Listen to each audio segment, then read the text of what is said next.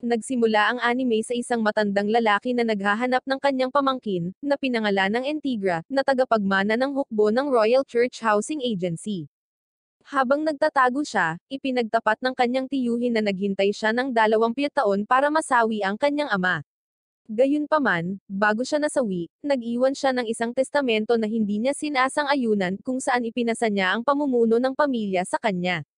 Dahil hindi maa-approve ang isang bagay, inihahanda niya ang kanyang armas para sakupin ang housing agency para sa kanyang sarili. Sa kanyang bahagi, naaalala ni Entigra ang mga salita ng kanyang ama sa kanyang pagkasawi. Inirerekomenda niya na kapag na-corner siya ng napakalaking kapangyarihan, magtungo siya sa inabandonang kulungan sa ilalim ng lupa, dahil naroon ang pinakamalaking tagumpay ng Hellsang na makapagliligtas sa kanya. Sa wakas, dumating si Entigra sa lugar na ipinahiwatig ng kanyang ama, at doon, nakakita siya ng isang bagay na nakakatakot. Ngunit nang siya ay nag-iisip kung iyon ay magliligtas sa kanya, ang kanyang tiyuhin ay nagpakita mula sa likuran, na nakatutok ng baril. Matapos siyang paputukan ng isang beses, nilapitan niya siya para tapusin siya ng isang putok sa noo. Bago gawin ito, ang pinakadakilang tagumpay ng Hellsang, na natalsikan ng dugo ni Entigra, ay nagising. Pagkatapos uminom ng dugo, nakakuha siya ng sapat na lakas upang palayain ang kanyang sarili mula sa mga tanikala na nagpakulong sa kanya, na nagdulot ng takot sa lahat. Nagbago ang eksena, at nakita namin ang mga pulis na dumating sa isang abandonadong simbahan kung saan nakatagpo sila ng isang bampira. Nang makita silang pumasok, ipinadala ng bampira ang kanyang mga sakop upang salakayin sila, at pagkatapos ng isang maliit na labanan, ang mga pulis ay natalo. Nang maglaon, nakita natin kung paano nakatanggap ng pagbisita ang isang grupo ng mga pulis sa isang kampo mula sa leader ng Hellsang. Nagtanong ang pulis kay Entigra kung ano ang mga kailangan niya. Sinabi niya sa kanila na ang bayan na kanilang iniimbestigahan ay naging langgan ng mga ghouls. Ipinaliwanag niya na ang mga ito ay resulta ng isang hindi birhen na tao na inatake ng mga bampira. Kung isa sa alang-alang iyon, binalaan niya sila na mayroong bampira sa bayan. Ang pulis nang marinig siya, ay natatawa sa kanyang sinasabi dahil hindi siya naniniwala sa mga kwentong barbero. Ngunit sinasabi niya sa kanya na dahil sa kanyang posisyon, marahil ay hindi niya alam ang tungkol dito, at hindi rin niya kailangang malaman. Gayunpaman, bilang pinuno ng Hellsang Agency sa loob ng maraming taon, nakaharap niya ang mga vampire zombie monster na ito, na normal dahil sila ay isang lihim na ahensya ng militar na itinatag upang alisin ang mga anti-Christian monster na nagbabanta sa Inglaterra. Sa susunod na eksena, makikita natin kung paano inatake ng mga pulis ang mga ghouls, habang binabalaan naman ni Entigra ang iba na halimaw ang kanilang kinakaharap.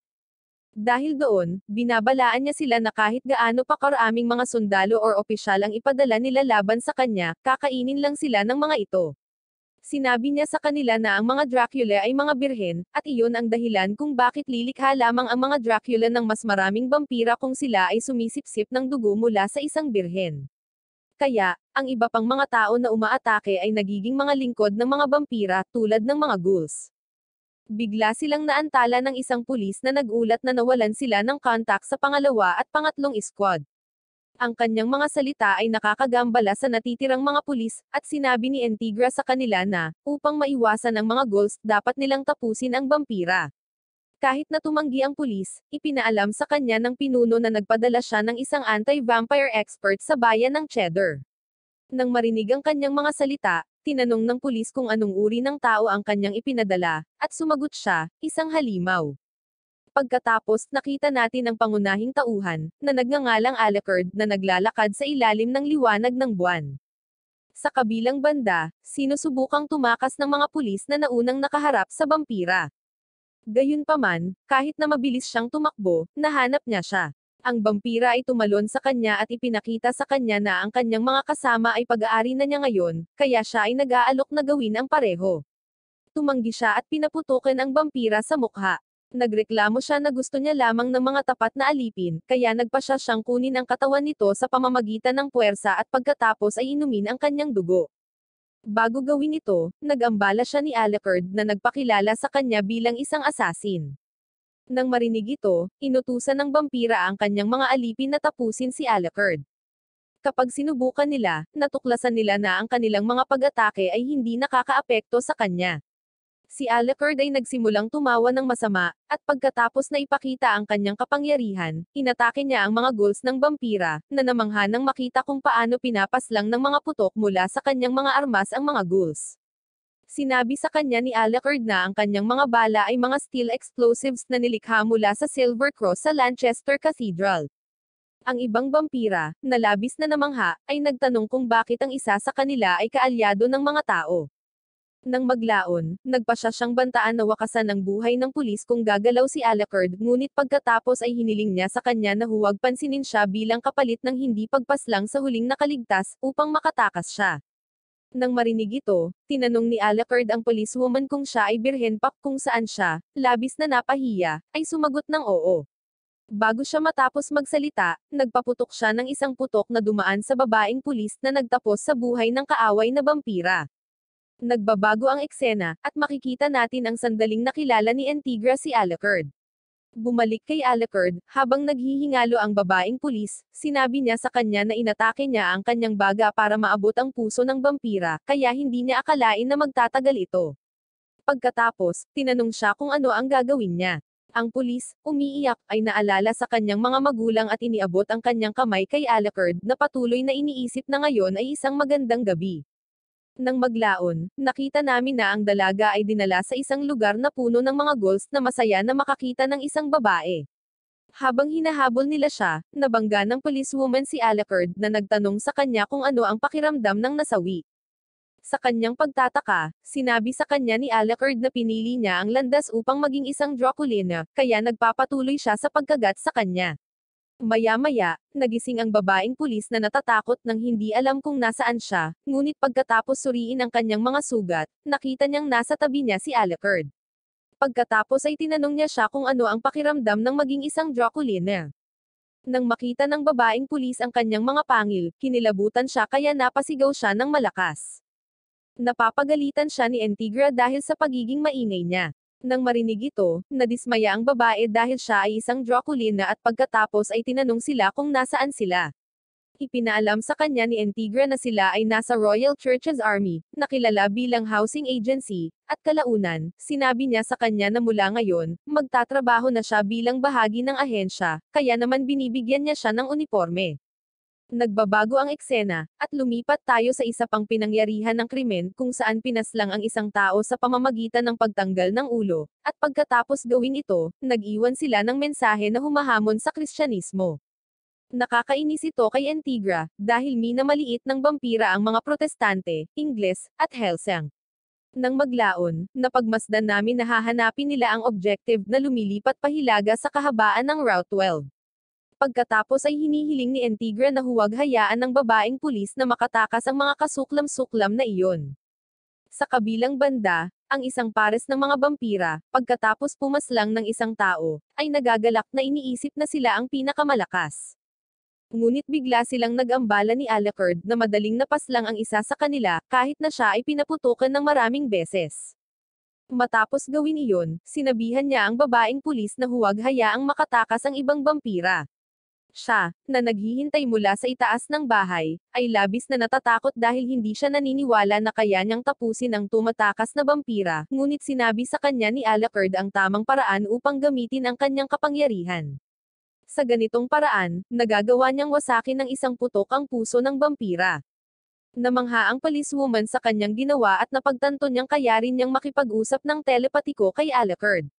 Sa susunod na eksena, nakita namin si Antigra na nagrereklamo na napakaraming vampira ang nagdudulot ng mga krimen at kung paano sila mga krimen na dulot ng pinakamahina, gumagawa ng walang kabuluhan at mga walang kabuluhan na aksyon.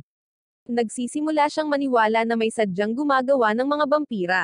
Pagkatapos ay magsisimula ang isang bagong araw kung saan makikita natin ang isang kinatawan ng Vatican na nagngangalang Anderson na nakikipag-usap sa ibang lalaki. Ang kinatawan ng Vatican ay masaya na maraming mga vampira ang nagpakita sa Inglaterra upang tapusin ang mga Protestante, ngunit sinabi sa kanya ng matanda na ang Helsing ay kumikilos ng napakahusay, na naging sanhi ng kaunting mga nasawi. Kaya ipinagtapat sa kanya ng kinatawan ng Vatican na sila ay mababa ang antas ng mga baguhan kumpara sa mga Catholics, at sinabi rin niya sa kanya na kung ang mga problema ay nasa Inglaterra lamang, hindi sila dapat kumilos. Ngunit tumugon ang matanda na hindi lamang ito nangyayari sa Inglaterra, dahil ang Ireland ay apektado din, at dahil hindi lang nakaupo ang Helsing oras na para kumilos din sila.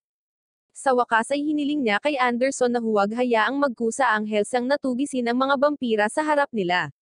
Tinanong siya ni Anderson kung ano ang mangyayari kung mag-cruise ang landas nila ng Helsing, at sumagot siya na sila lamang ang mga lehitimong ahente ng Diyos, kaya hindi nila maaaring pahintulutan ang kanilang sarili na mapuko ng mga erehe.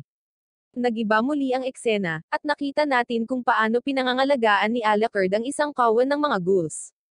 Sa kanyang bahagi, sinusubukan din ng babaeng pulis na gawin ang kanyang trabaho, napagtanto na hindi na sila tao, at salamat dito, sinimulan niyang paunlarin ang kanyang kakayahan bilang Draculiner. Habang sinasabi sa kanya ni Alucard na hindi na nila iligtas ang mga ghouls, sa kadahilanang iyon, sinimulan ng babaeng pulis na bulag sa kapangyarihan ang pagtatapos ng mga ghouls sa buong lugar na nasisiyahang tapusin sila. Si Alucard, nang makita siya, ay masaya na sa wakas ay naiintindihan na niya kung ano sila. Pagkatapos ay nakita natin siyang sinusubukang inumin ang kanilang dugo, gayunpaman, bigla siyang tinusok ng maraming bayoneta ng magalang na pagpapala, na ikinamangha ni Alucard na pagkatapos ay nakita kung paano inilagay ang isang hadlang sa paligid niya. Pagkatapos ay nagpakita si Anderson sa harap niya. Sinabi sa kanya ni Anderson na siya ay isang Vicar of Christ, isang ahente na ipinadala sa Earth upang isagawa ang parusa ng Diyos. Nagbabago ang eksena, at pinapanood namin si Antigra tungkol sa pagpapakilos ng Section 13, Iscariot, ng Vatican Secret Service. Nang marinig niya ito, nababahala siya dahil sa kanilang reputasyon bilang mga propesyonal sa pagpuksa sa mga erehe. Ngunit nang maglaon, tinanong niya siya tungkol sa bilang ng mga lalaki na pinakilos, at ang sagot ng kanyang assistant ay isa lamang, at ito ay ang paladin na si Anderson mismo.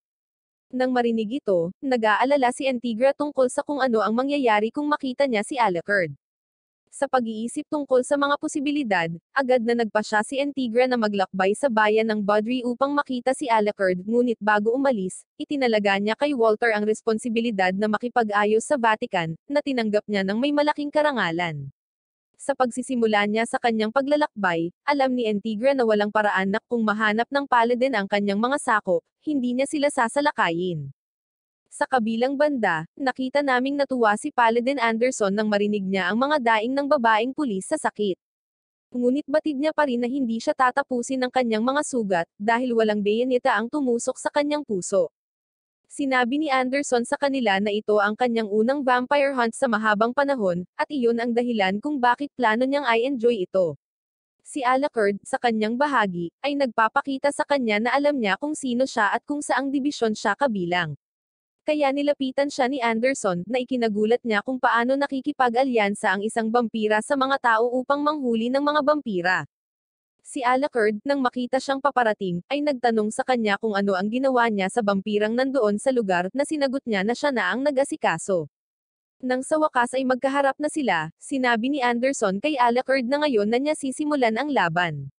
Sa unang pag-atake, nasugatan si Alucard, bagamat bigla niyang ginamit ang kanyang pistol upang atakihin ang mukha ni Anderson.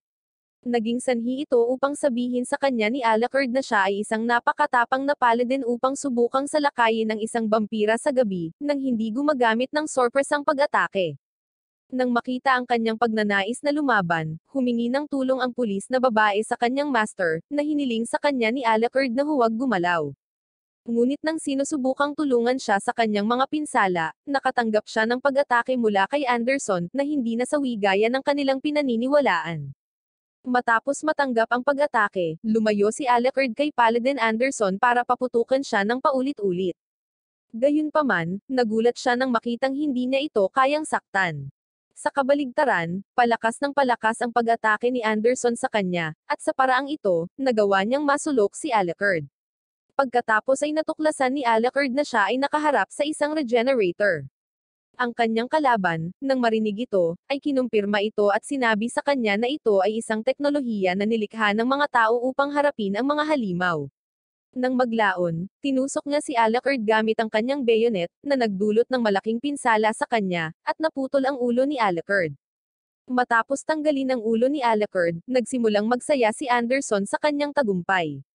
Sa kabilang banda, hiniling ni Antigra sa kanyang piloto na magmadali dahil nag-aalala siya sa labanan ng kanyang kasamahan. Pagkatapos, nakikita natin na nagtataka si Anderson kung ang maliit na bagay na ito ay trump card ng Hellsang. Ngunit habang nagrereklamo siya na nagsinungaling sa kanya ang mga protestante, napansin niya na tumakas ang babae. Samantala, ang pulis na babae, sa kanyang huling lakas, ay sinubukang tanggalin ang mga bayonetes sa kanyang katawan, dahil daladala niya ang ulo ni Alucard sa kanyang mga kamay.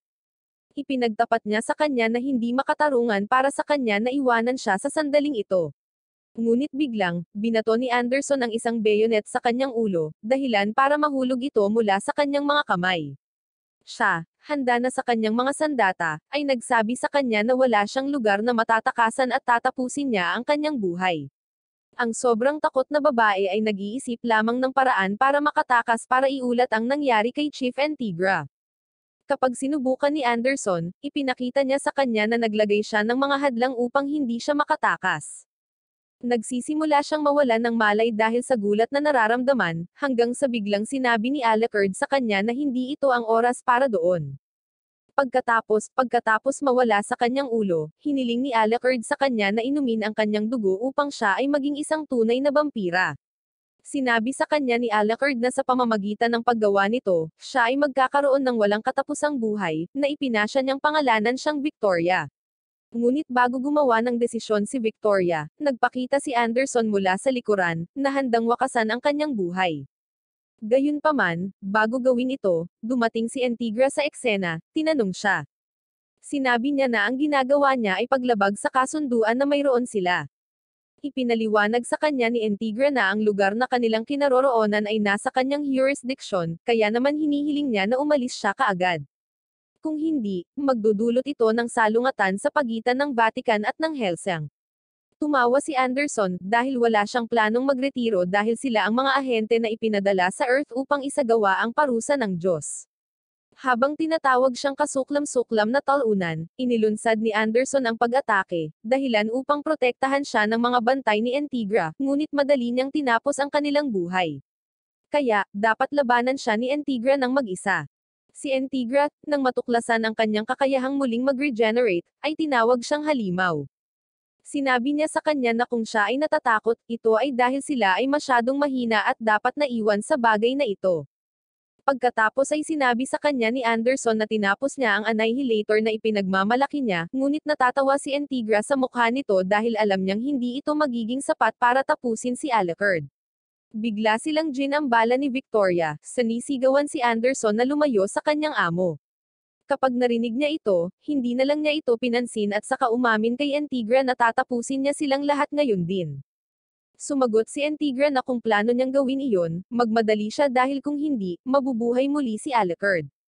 Biglang, isang kolonya ng mga paniki ang sumalakay sa lugar, at sinabi ni Antigra kay Anderson na si Alucard ay isang hindi pangkaraniwang vampira. Sinabi niya sa kanya na kung paanong siya ay bunga ng anti-monster na teknolohiya, ang kanyang subject ay ang pinakamakapangyarihang undead, dahil ang pamilya Hellsang ay nagtalaga ng 100 taon ng labis na pagsisikap sa kanyang paglikha. Nang maglaon, makikita natin kung paano muling nabuhay si Alucard upang ipagpatuloy ang kanyang pakikipaglaban kay Anderson. Sa panahon ng laban, ipinagmamalaki ni Alucard ang kanyang kakayahang muling mag-regenerate, na nag-aalala sa kanyang karibal. Si Antigra, sa kanyang bahagi, ay nagtanong kay Anderson kung anong desisyon ang gagawin niya sa sandaling ito. Alam na sa kanyang kasalukuyang antas ay hindi siya mananalo, kaya nagpasya siyang umalis sa lugar. Sa wakas, pagkatapos ng kanyang pag-alis, nag-aalala si Antigra tungkol kay Alucard. Pagkatapos ay sinabi niya sa kanya na ngayon ang Vatican ay may utang sa kanila ng labis para sa paglabag sa kasunduan. Pero kahit ganoon, hindi pa panahon para harapin sila, dahil kailangan nilang pangalagaan ang nakatagong organisasyon sa likod ng mga kaso ng vampira. Nang marinig siya, nakiusap si Alucard na utusan siyang tapusin silang lahat, kung saan siya ay tumugon na, kapag ang oras ay tama, gagawin niya ito. Maya-maya, nilapitan ni Alucard si Victoria para tanungin kung bakit hindi niya ininom ang dugo nito. Si Victoria, na medyo nahihiya, ay nagsabi sa kanya na naramdaman niya na kung kumuha siya ng isang bagay mula sa kanya, ito ay matatapos. Nang marinig siya, naiinis si Alucard at tinawag siyang walang isip. Pagkatapos, tinanong ni Antigra si Alucard kung bakit ginawa niyang vampira ang babaeng pulis. Siya ay tumugon na siya ay naiimpluwensyahan ng mga tao, at naniniwala na ito ay sa isang kapritsyo lamang. Sa susunod na eksena, makikita natin kung paano natalo ang isang batang Count Alucard kay Abrando van Helsing. Sinabi ni Abrando kay Alucard na walang natitira sa kanyang kastilyo or sa kanyang feudal na estado. Maging ang lugar ng kanyang Eucharistic host ay nawala na, at saka, hindi na niya ito makukuha. Kasunod nito, sinaktan niya siya, na nagdulot ng malaking pinsala kay Alucard na sa wakas ay hamina. Ngunit pagkatapos ay nakita namin si Alucard na nagising, na napagtanto na ang lahat ng ito ay isang panaginip lang, kaya siya ay nainis. Pagkatapos, pumunta kami sa roundtable meeting na pinatawag ni Chief Antigra. Ipinapalam sa kanya ng mga miyembro ng board na ang mga krimen ng mga vampira ay tumaas nitong mga nakaraang buwan. Nagsisimula silang magreklamo na hindi nila mapipigilan ang mga ito, at may limitasyon sa pagmamanipula ng impormasyon. Sumagot si Antigra na pagkatapos niyang imbestigahan ang mga natalo niya, may nakita siyang katulad ng isang transmitter. Pagkatapos, inamin niya na marahil ito ay ipinasok sa mga vampira upang suriin at iulat ang kanilang kalagayan sa maraming aspeto. Dahil doon, naniniwala siyang hindi natural ang lahat ng nangyayari, at lohikal na may nagmamanipula sa mga vampira. Sa sorpresa ng lahat ng mga miyembro, sinabi niya sa kanila na ang pagbabago ng mga goals ay nagbago din. Ibinunyag niya na kakaiba na, sa lahat ng mga pangyayaring ito, wala ni isang vampira ang naipanganak. Kahit na ang mga babae na malinaw na mga birhen ay naging mga ghouls. Pero hindi lang iyon, dahil normally, nasasawi ang mga ghouls kapag nasawi ang vampira na lumikha sa kanila. Gayunpaman, sa kaso ng Badrick, kahit na natalo ni Anderson ang vampira, ang lugar ay puno pa rin ng mga ghouls. Pagkatapos sabihin iyon, ipinaliwanag ni Antigra sa kanila na ang kanyang paniniwala ay ang sinumang nagmamanipula sa kanila ay pamilyar sa parehong mga vampira at ghouls. Sa kabilang banda, nakita namin na nag-aalala si Victoria nang makita niyang naglagay si Walter ng kabaong sa kanyang silid. Sinabi sa kanya ni Walter na ginawa niya ito dahil ito ay isang utos na ibinigay ni Antigra, habang ang mga vampira ay natutulog sa mga kabaong. Tinanong siya ni Victoria, tinanong kung ano ang ginawa niya sa kanyang kama, na sinagot niya na naalis na niya ito.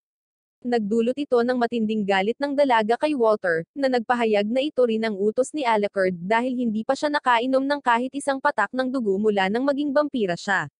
Kaya't kung hindi siya matutulog sa isang kabaong nagawa sa kanyang sariling bayan, ang kanyang kapangyarihan ay patuloy na hihina. Matapos marinig iyon, nagdududa pa rin si Victoria kung tatanggapin ang kabaong or hindi. Ngunit biglang dumating si Alucard sa pinangyarihan. Ipinaliwanag niya sa kanya kung ano ang ibig sabihin ng pagpili sa kadiliman, at pagkatapos ay iniabot ni Walter kay Alucard ang isang briefcase. Nang buksan niya ito, nakahanap si Alucard ng isang bagong sandata, na ginawa para sa kanya dahil kahit na ang mga tao ay hindi magagamit ito. Nang marinig ang mga detalye ni Walter, inamin ni Alucard na ito ay isang perpektong sandata. Kaya sinabi sa kanya ni Alucard na, marahil sa sandata na ito, magagawa niyang talunin kahit si Anderson. Si Walter, nang makita ang kanyang paghanga sa sandata, ay nagsabi sa kanya na naghanda rin siya ng isa para sa kanya. Ngunit si Victoria, na tinitingnan ang laki ng kanyang sandata, ay nagulat at nagtanong sa kanya kung ano iyon. Nagbabago ang eksena, at nakikita natin kung paano naghahanda ang dalawang lalaki na magsagawa ng trabaho sa isang restricted area. Ngunit sa pasukan, hinarang sila ng mga gwardya, na nagtatanong ng kanilang pagkakakilanlan. Gaano man nila subukang linlanggan sila, hinihiling ng mga gwardya na umalis sila. Kaya't ginagamit ng isa sa kanila ang kanyang kapangyarihan upang magbigay ng utos na mabilis na tinapos ang buhay ng gwardya sa pamamagitan ng isang putok. Nang maglaon, ang kanyang kasamahan ay nagbigay ng isa pang senyales na nagpapahiwatig na ang natitirang gwardya ay magpaputok ng maraming bala. Sa wakas, pagkatapos utusan ang pagpapaputok na ihinto, sinabi niya sa kanyang mga nasasakupan na lumabas sa kanilang sasakyan upang salakayin ang lugar. Nagbabago ang eksena, at nakikita natin kung paano naantala ang pagpupulong ni Antigra sa pagdating ng dalawang individual na ito.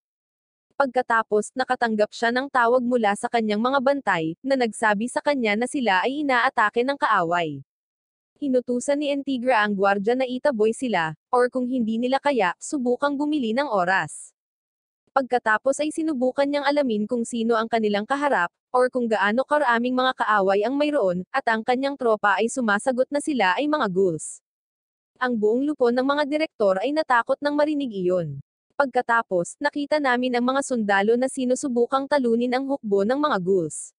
Gayunpaman, dahil sa kanilang malalakas na sandata, madali silang natatalo ng hindi nagdudulot ng maraming casualty.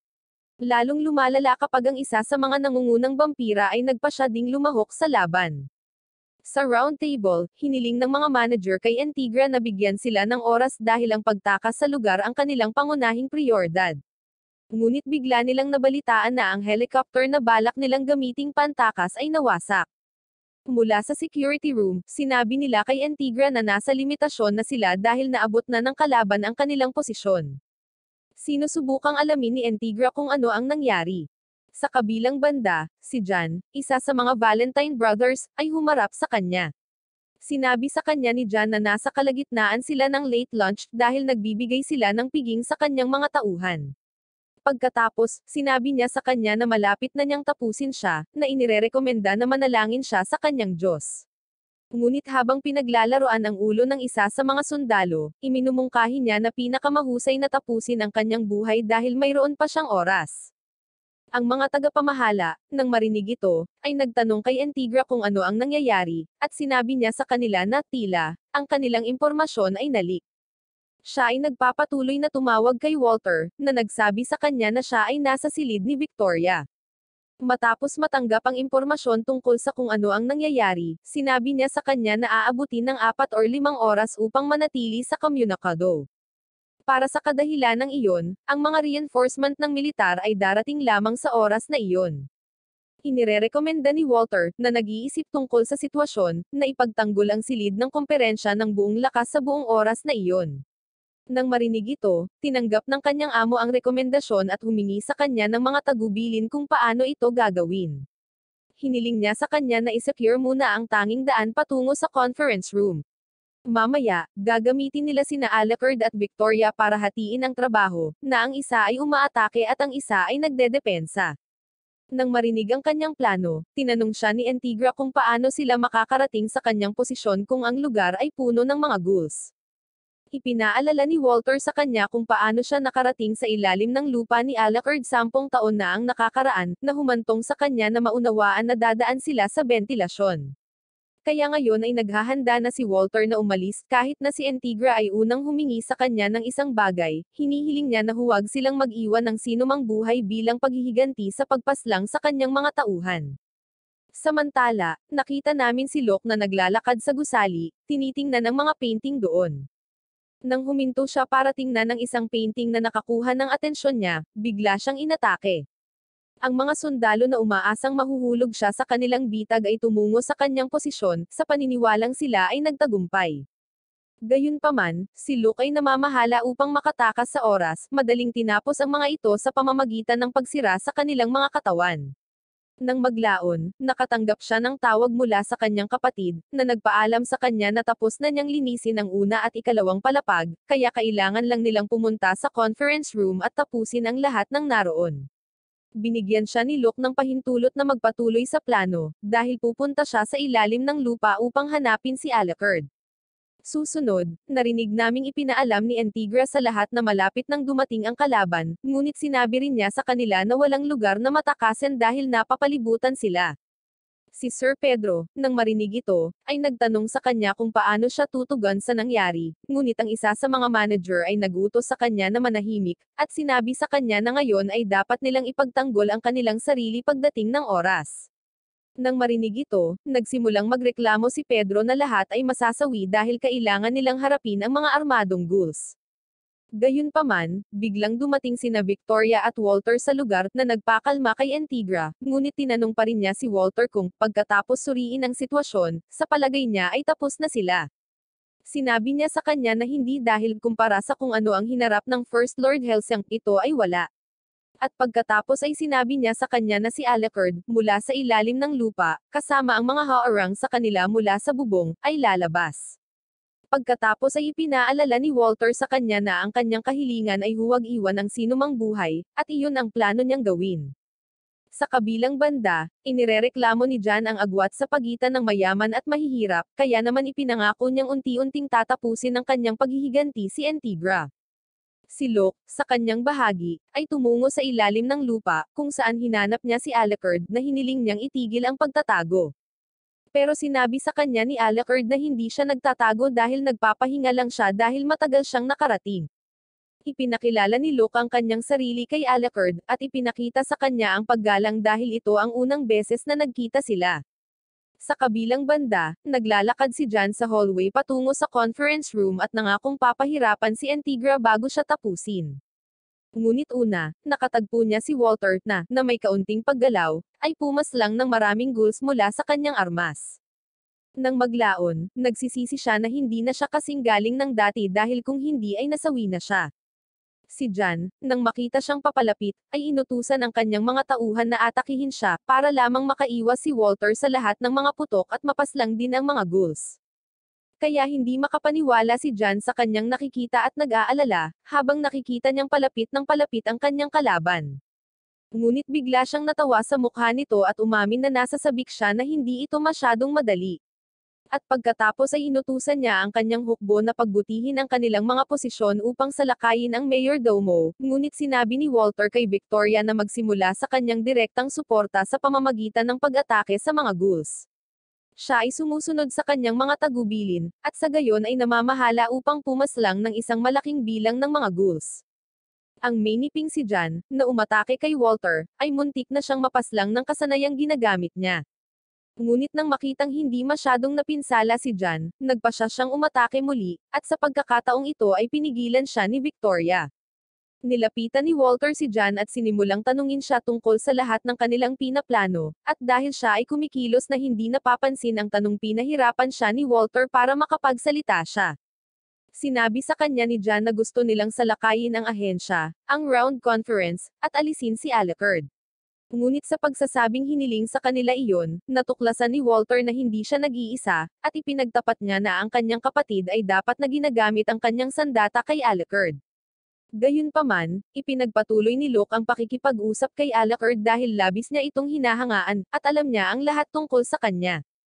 Ipinagtapat ni Locke na dati, noong siya ay tao, siya ay natatakot sa kanya, at kapag siya ay tumigil sa pagiging tao, gusto niyang matulad sa kanya, kaya't sinundan niya ang kanyang anino, kahit na siya ay nawala sa dilim.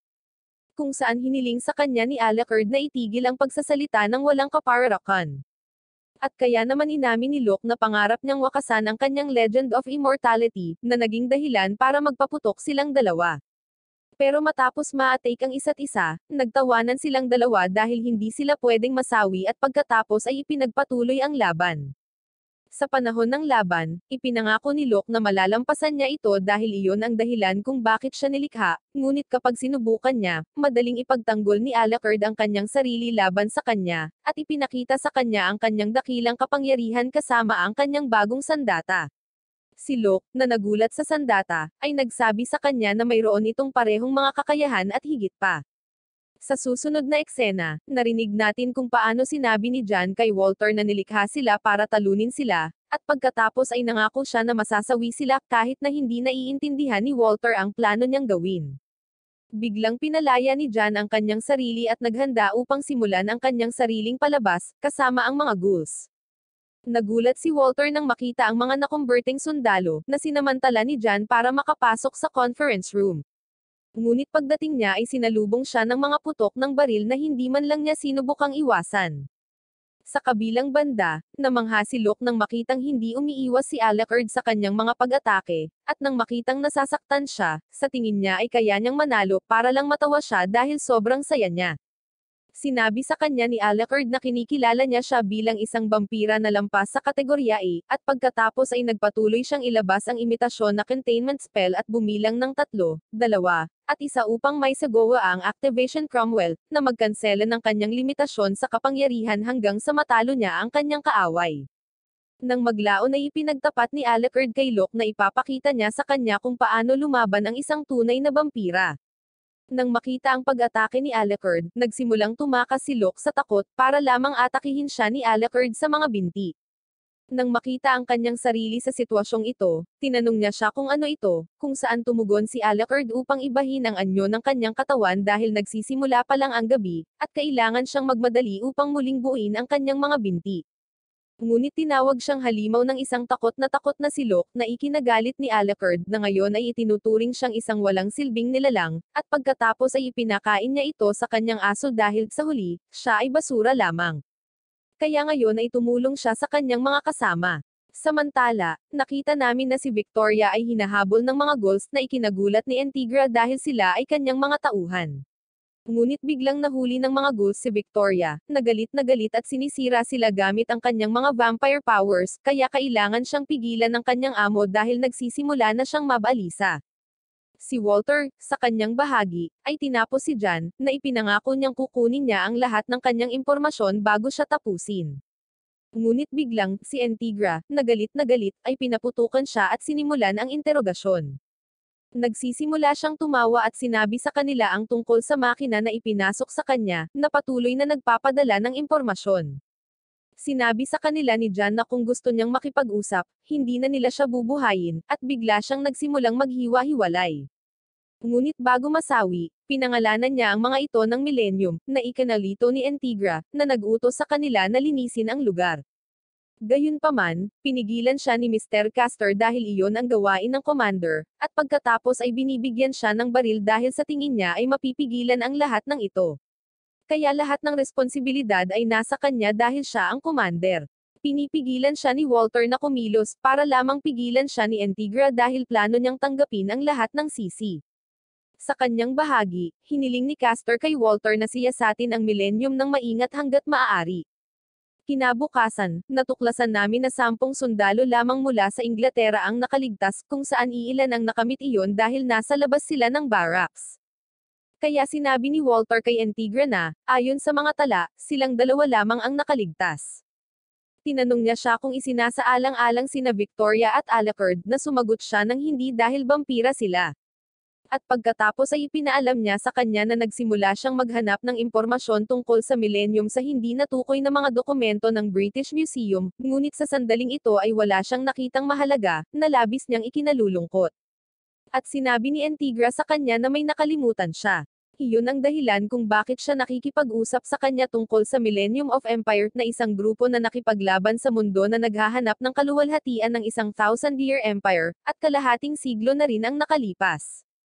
Kaya naman ang Germania ni Hitler ay pinangalan ng Third Nazi Reich. Nagbabago ang eksena, at naririnig namin kung paano sinabi ni Walter kay Antigra na kumuha siya ng mga mersenaryo para kumpletuhin ang kanyang mga ranggo. Nang marinig niya ito, tinanong niya ito kung mapagkakatiwalaan ba niya sila dahil pera lang ang motibasyon nila. Pero tiniyak niya sa kanya na mapagkakatiwalaan niya ang mga ito dahil hindi lang mga mersenaryo ang mga ito, kundi mga profesional din sila, kaya mananatili silang tapat at masipag hanggat may sapat na sweldo. At mamaya, nakikita natin ang mga mersenaryo na kumikilos. Doon, ipinaalam nila sa kanilang kapitan na nagkakaroon sila ng problema sa pagpapanatili ng kanilang posisyon. Hiniling ng kapitan sa kanila na huminto sa pagrereklamo at pangasiwaan ang Opens iba, ngunit bigla silang nagulat sa isang kaaway na pinigilan ng kapitan, na winasak ang kanyang mukha gamit ang isang kutsilyo. Nang maglaon, napagmasdan namin ang lahat ng mga mersenaryo sa ilalim ng utos ni Kapitan Bernadotte na nagtipon sa ahensya ng Helsing. Tinanong nila ang kanilang kapitan kung ano ang magiging trabaho sa oras na ito, at sinagot niya na ang trabahong ito ay binubuo ng pagpaslang ng mga halimaw. Ngunit nang marinig nila ito, nagsimula silang tumawa dahil hindi sila naniniwala sa kanya, at biglang ginambala sila ni Antigra, na tinitiyak na nagsasabi siya ng totoo. Sinabi ni Antigra sa kanila na ang kanilang mga kalaban ay mga vampira, at ghouls na hindi tumatanda dahil sila ay tunay na mga immortal. At pagkatapos ay sinabi niya sa kanila kung paano nila tatapusin ang mga ito, sa pamamagitan ng paggamit ng banal na tubig upang gawing abo ang kanilang maruruming kaluluwa. Ang mga mersenaryo, nang marinig siya, ay nagtanong sa kanya kung siya ay nagbibiro dahil wala ang mga vampira. Ngunit ang sagot ng pinuno ng Helsing ay dahil hindi nila ipinaalam sa kanila ang katotohanan. At pagkatapos ay sinabi niya sa kanila na isang siglo na ang nakalipas, isang lihim na grupo na tinatawag na Helsing Agency ang itinatag, na siyang namamahala sa mga bagay na ito. Kaya, nang makitang hindi pa rin sila naniniwala sa kanya, nagpasya siyang magpakita sa kanila ng isang vampira at ipinakita niya sa kanila si Victoria. Si Bernadotte, nang makita siya, ay lumapit na sinusubukang manligaw at tinanong siya kung siya ay isang vampira. At kapag sumagot siya ng oo, nagsimulang tumawa ang lahat, kaya inutusan siya ni Antigra na bigyan sila ng isang demonstrasyon. Tinanggap ni Victoria ang kanyang utos at hinintay na lumapit sa kanya si Bernadotte. Nang malapit na siya, nagpasya siyang hampasin siya sa mukha gamit ang isang daliri. Ang kapitan, pagkatapos mapahirapan, ay nagsabi sa kanyang mga kasama na si Victoria ay isang halimaw. Ngunit biglang, dumating si Alucard sa eksena at sinabi sa kanya na siya ay bahagi ng pinakamababang antas ng uri ng vampira. Kapag nakita siya ng mga mersenaryo na lumabas sa pader, natakot sila, kaya naman kinukutya sila ni Alucard dahil sa pagiging duwag nila. Ipinagtapat niya sa kanila na naparito siya upang tingnan kung anong uri ng mga sundalo ang dinala nila upang protektahan ang kanyang amo. Sa kanyang bahagi, humingi ng paumanhin si Walter kay Antigra dahil sa hindi niya nagawang pigilan siya at pagkatapos ay binigyan siya ng isang liham. Nakita ni Antigra na ito ay ipinadala ni Enrico Maxwell, na bahagi ng Seksyon 13 ng Vatican, bilang karagdagan sa pagiging pinuno nito, at nagulat. Nagbabago ang eksena, at nakita naming naiinip si Antigra dahil late na ang kanyang bisita, kaya naman nagsimula siyang maniwala na nahulog siya sa isang bitag. Sinabi sa kanya ni Walter na sa palagay niya ay hindi iyon ang kaso, dahil sasalakayin nila sila sa sikat ng araw, ngunit biglang dumating si Enrico sa lugar ng maayos, humihingi ng paumanhin sa pagdating ng huli. Gayunpaman, hiniling sa kanya ni Antigra na huwag lumapit, at pagkatapos ay humingi ng mga paliwanag tungkol sa kung ano ang gusto ng Vatican mula sa Helsing. Nang makita siya, nagpasya si Enrico na ipakilala muna ang kanyang sarili bilang pinuno ng isang Scariot kung saan siya ay tumugon na hindi ito kinakailangan. Muli, iginiit ni Antigra na sabihin niya kung ano ang gusto niya, kaya hiniling ni Enrico na huminahon siya dahil hindi siya dumating upang makipag-away, ngunit hindi siya naniwala sa kanya matapos niyang labagin ang kanilang kasunduan, sa pamamagitan ng pagpapadala kay Agent Anderson ng Badrick upang sumalakay. Dahil nagrereklamo lang si Antigra, nagagalit si Enrico dahil sa tingin niya ay mauutusan niya sila kapag may kaunting kapayapaan. Inamin niya na wala siyang pakialam kung makapas lang siya ng 2 protestante or 2 milyon, dahil hinding-hindi niya haharapin ang mga ereheng tulad nila, ngunit pinagsisisihan niya na kailangan niyang gawin ito dahil direktang utos sila ng Vatican, kaya naman hinihiling niya na manatili siyang tahimik at makinig lang. Dahil ininsulto ni Enrico si Antigra, naroon si Alucard sa eksena, kinukutya ang pag-iyak ng Scariot. Kaya ipinakita sa kanya ni Enrico na kilala niya kung sino siya, at ipinagtapat na ito ang unang pagkakataon na nakita niya ito ng personal. Sumagot si Alucard na ikinatutuwa rin niyang makilala siya, at pagkatapos ay pinagbantaan siya dahil ngayon lang niya iniinsulto ang kanyang amo. Ngunit si Enrico, sa halip na matakot, ay kinukutya lamang si Alucard sa kanyang nakakatakot na hitsura. Pagkatapos ay ipinaalala ni Enrico sa kanya na siya ay dumating lamang upang makipag-usap tungkol sa isang bagay na napakahalaga, ngunit kung gusto niyang lumaban, tinitiyak niya sa kanya na magagawa nila ito at pagkatapos ay tinawagan si Anderson. Dumating si Anderson sa eksena, binibigkas ang isang salita ng kanyang mga paniniwala at sumulong sa isang matatag na bilis upang harapin si Alucard. Kaya sinubukan siya ni Enrico na pigilan, bagamat nabigo siya. Nagpasya si Alucard na harapin siya, at pagkatapos ay pareho silang nagbanta sa isa't isa sa pamamagitan ng pagdidirekta ng kanilang mga armas sa isa't isa. Ngunit hiniling ni Enrico na tumigil ang kanyang tauhan, hanggang sa bigla na lang silang ginambala ni Victoria sa paggabay sa isang grupo ng mga turista. Sa wakas, ang dalawang mandirigma ay nagpasya na hindi ito ang oras upang lumaban at bumalik sa kani-kanilang mga aktibidad.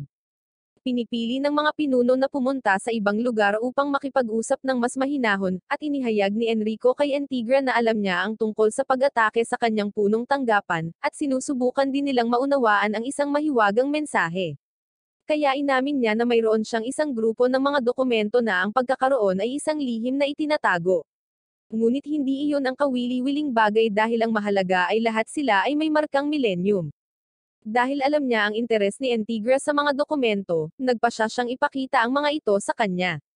Sinabi ni Enrico sa kanya na ang lahat ay nangyari higit sa 50 taon na ang nakalilipas noong ikalawang digmaang pandaigdig pagkatapos ng pagkatalo ng Nazi Germany. Nang makita ang kanilang sarili na tapos na, ilang mga opisyal ang tumakas sa bansa na bumuo ng mga bagong organisasyong Aleman. Ang kanilang pangunahing layunin ay tulungan ang mga kriminal sa digmaang Nazi, na karamihan ay tumakas sa Timog Amerika. Si Antigra ay nabighani upang matuklasan kung ano ang ibig sabihin ng millennium, at sinabi sa kanya ni Enrico na ito ay isang mahusay na proyekto dahil ito ay nilikha bilang isang espesyal na operasyon ng mga Nazi, na pangunahing tinustusan ng Vatican. Sa kabilang banda, nakikita natin na ang propesor at ang kanyang pinuno, si Henry, ay nag-eespiya sa kanila, na nasisiyahan sa katotohanan na sinimulan nilang matuklasan ang lahat. Ibinunyag ni Henry sa kanyang tauhan na sa susunod na makita nila sila, tiyak na magkakaroon ng maraming dugo at kasawian. Sa gabi, kinausap ni Walter si Alucard tungkol sa natuklasan ni Antigra. Inamin ni Walter na nagulat siya na nakikipag-usap sila sa mga Nazi, at sinabi sa kanya ni Alucard na naramdaman niya ito sa mahabang panahon.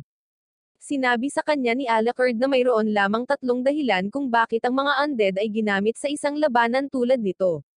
Ang una ay ang Hellsang, ang pangalawa ay ang mga Nazi, at sa wakas, naniniwala siyang ito ay dahil sa kanya. Ipinaalala rin sa kanya ni Alucard na sinira nila ang Undead Experimental Unit na mayroon sila 50 taon na ang nakakaraan. Kaya't sinabi sa kanya ni Walter na naaalala niya, at pagkatapos ay nakiusap sa kanya na huwag basta-basta hayaan ang bagay na ito dahil hayagang nakipag-away sila sa kanila, at iyon ang dahilan kung bakit ipinaalala niya sa kanya na hindi sila sapat na banayad upang payagan ang mga ganoong bagay. Ngunit bigla silang ginambala ni Antigra upang tanungin si Alucard kung sinabi sa kanya ni Walter ang tungkol sa kanyang misyon, at nang sumagot siya ng hindi, sinabi sa kanya ng kanyang amo na dapat lang niyang hanapin at pagkatapos ay sirain ang lahat. Sa susunod na eksena, makikita natin na si Alucard ay naglalakbay kasama si Kapitan Bernat, habang si Victoria ay naglalakbay sa loob ng kanyang kabaong. Sa wakas, nakarating ang lahat sa Rio de Janeiro kung saan nag-book si Alucard ng suite hotel. Ngunit nang ikarga niya ang kanyang bagahe, na siyang kabaong ni Victoria, sinabi sa kanya ng receptionist na napakalaki nito para sa lugar na ito. Gayunpaman, nang sinubukan siyang pigilan ng binata, ginamit ni Alucard ang kanyang kapangyarihan para i-hypnotismo siya, na ikinagulat ni Bernat. Pagkatapos ay dumating sila sa suite kung saan, dahil sa laki nito, nagrereklamo si Bernat dahil pinapunta siya sa isang maliit na hotel. Nang maglaon, nagpaalam si Bernat kay Alucard na tiniyak na darating ito sa susunod na araw upang hanapin siya. Samantala, sa gabi, kinausap ni Enrico ang kanyang amo, na nagsisisi na ipinadala siya para ayusin ang mga pagkakamaling nagawa 50 taon na ang nakalilipas. Ngunit tinitiyak niya sa kanya na hindi siya dapat mag-alala dahil ang Scariet ay nasa kanya upang gamitin ayon sa gusto niya. Kaya't sinabi sa kanya ng Pope na gagawin nilang mag-away ang kanilang mga kaaway. Nang maglaon, napagmasdan namin kung paano ginaisang ni Alucard si Victoria mula sa kanyang pahinga sa kabaong. Nagising ang babaeng pulis at nakita niya ang isang helicopter na nakapalibot sa kanyang silid, pati na rin ang maraming pulis sa ibaba. Nagtatanong siya kung ano ang nangyayari, habang nalaman namin na iniisip ng mga pulis na sila ay isang mag-asawang tulisan. Sa kanyang bahagi, si Bernat, na nanunood ng balita, ay hindi makapaniwala sa kanyang nakikita. Mula sa kabilang panig ng mundo, si Walter ay nagbibigay ng mga tagubilin kay Alucard, habang ipinangako ni Antigra na ibibigay ang digmaan na kanilang inaasam-asam. Sa sumunod na eksena, sobrang excited si Alucard dahil oras na ng digmaan. Sa kabilang banda, matagumpay na naiposisyon ng Rio Police ang kanilang mga sniper, kaya naman sisimulan na nila ang pag-atake. Nang maglaon, tinanong ng mga namamahala sa pag-atake si Conrad kung nangyayari ang lahat gaya ng inaasahan. Sumagot siya ng oo, at iminumungkahi na gawin nila ang kanilang makakaya kung gusto nila ang isang paraiso na walang sakit or pagtanda.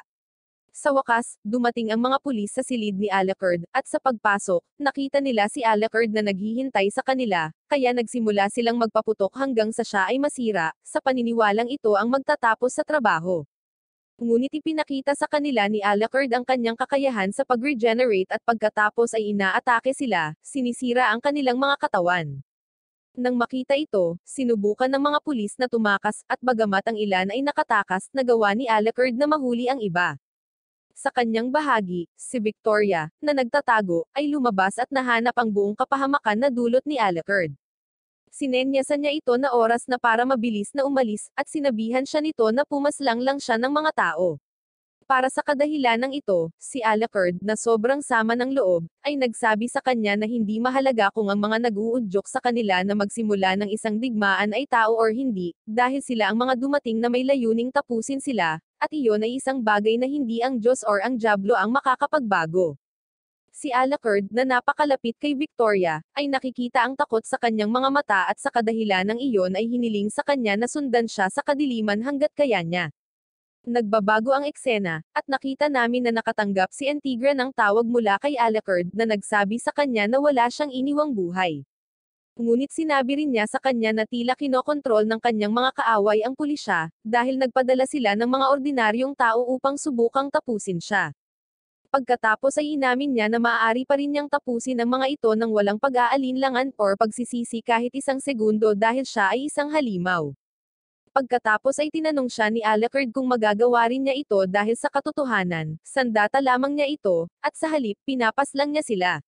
Nang marinig ito, pinagalitan siya ni Antigra dahil sa pagtatangkang makipaglaro sa kanya at ipinaalala sa kanya na ibinigay niya sa kanya ang kanyang utos na hindi nagbago.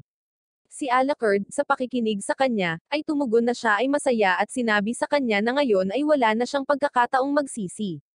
Maya-maya, tinanong ni Antigra si Walter kung tama ba ang desisyon niya, at ang sagot niya ay simpleng mayordomo lang siya, kaya hindi niya alam kung ano ang dahilan ng kanyang tanong. Pagkatapos ay sinabi nito sa kanya na ito ay isang magandang oras upang gumawa ng ilang tsaa.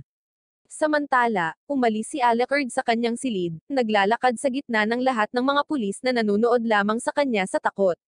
Gayunpaman, pinaputukan pa rin nila siya, at kaya tinapos sila ni Alucard gamit ang kanyang mga bagong armas.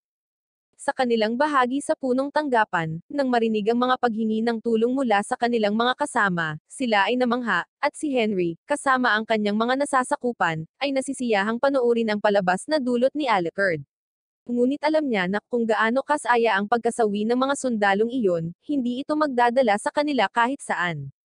Kaya naman hinihiling niya sa kanila na balaan si Conrad na umatake gamit ang lahat ng kinakailangang paraan.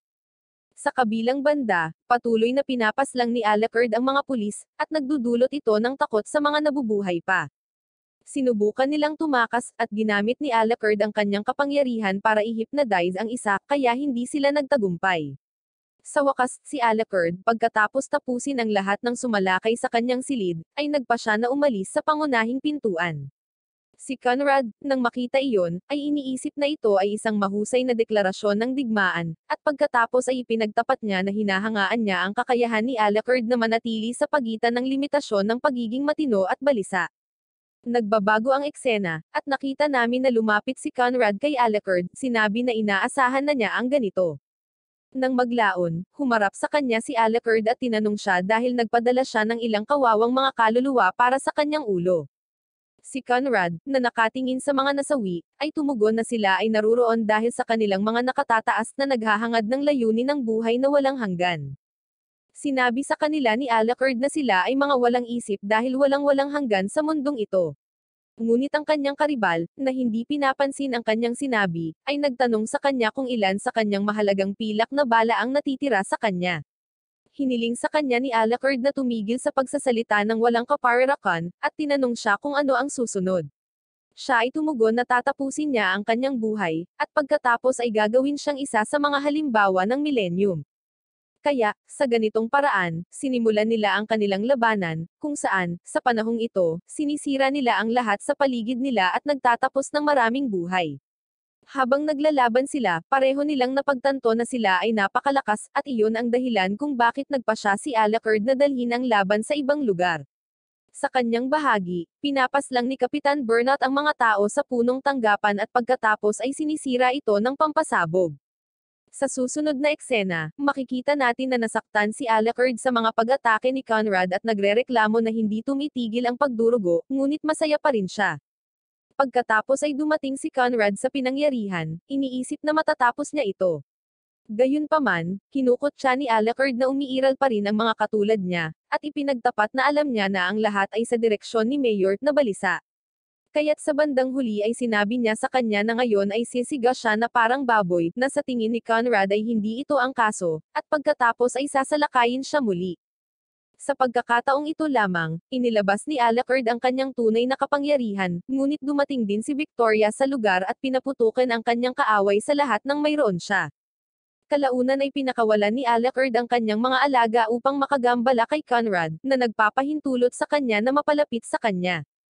Kahit na inakala ng kanyang kaaway na posibleng itigil ang kanyang pag-atake, nawasak siya. Para sa kadahilanang iyon, hiniling sa kanya ni Alucard na hayaan siyang kumpletuhin ang kanyang misyon at ibigay sa kanya ang lahat ng impormasyong kailangan niya, at pagkatapos ay kinagat siya ni Alucard, kaya nadiskubre bago magwatak-watak si Conrad kung sino ang nasa likod ng lahat. Si Victoria, sa kanyang bahagi, ay nagulat nang makita kung paano nasisiyahan ang kanyang amo sa pagpaslang, at pagkatapos ay dumating si Bernat na may dalang helicopter upang tumakas sa lugar. Si Mayor naman ay tumatawa ng may halong emosyon nang makita kung gaano kalakas si Alucard, kaya naniniwala siyang dahil kay Alucard, mas malapit na siya sa inaasam-asam niya sa loob ng kalahating siglo. Dahil sila, ang Let's Balan, ang kumokontrol at lumikha ng mga halimaw.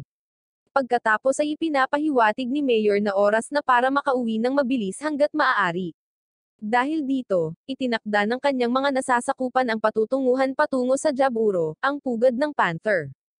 Sa susunod na eksena, makikita natin ang interogasyon ng isang miyembro ng Vatican.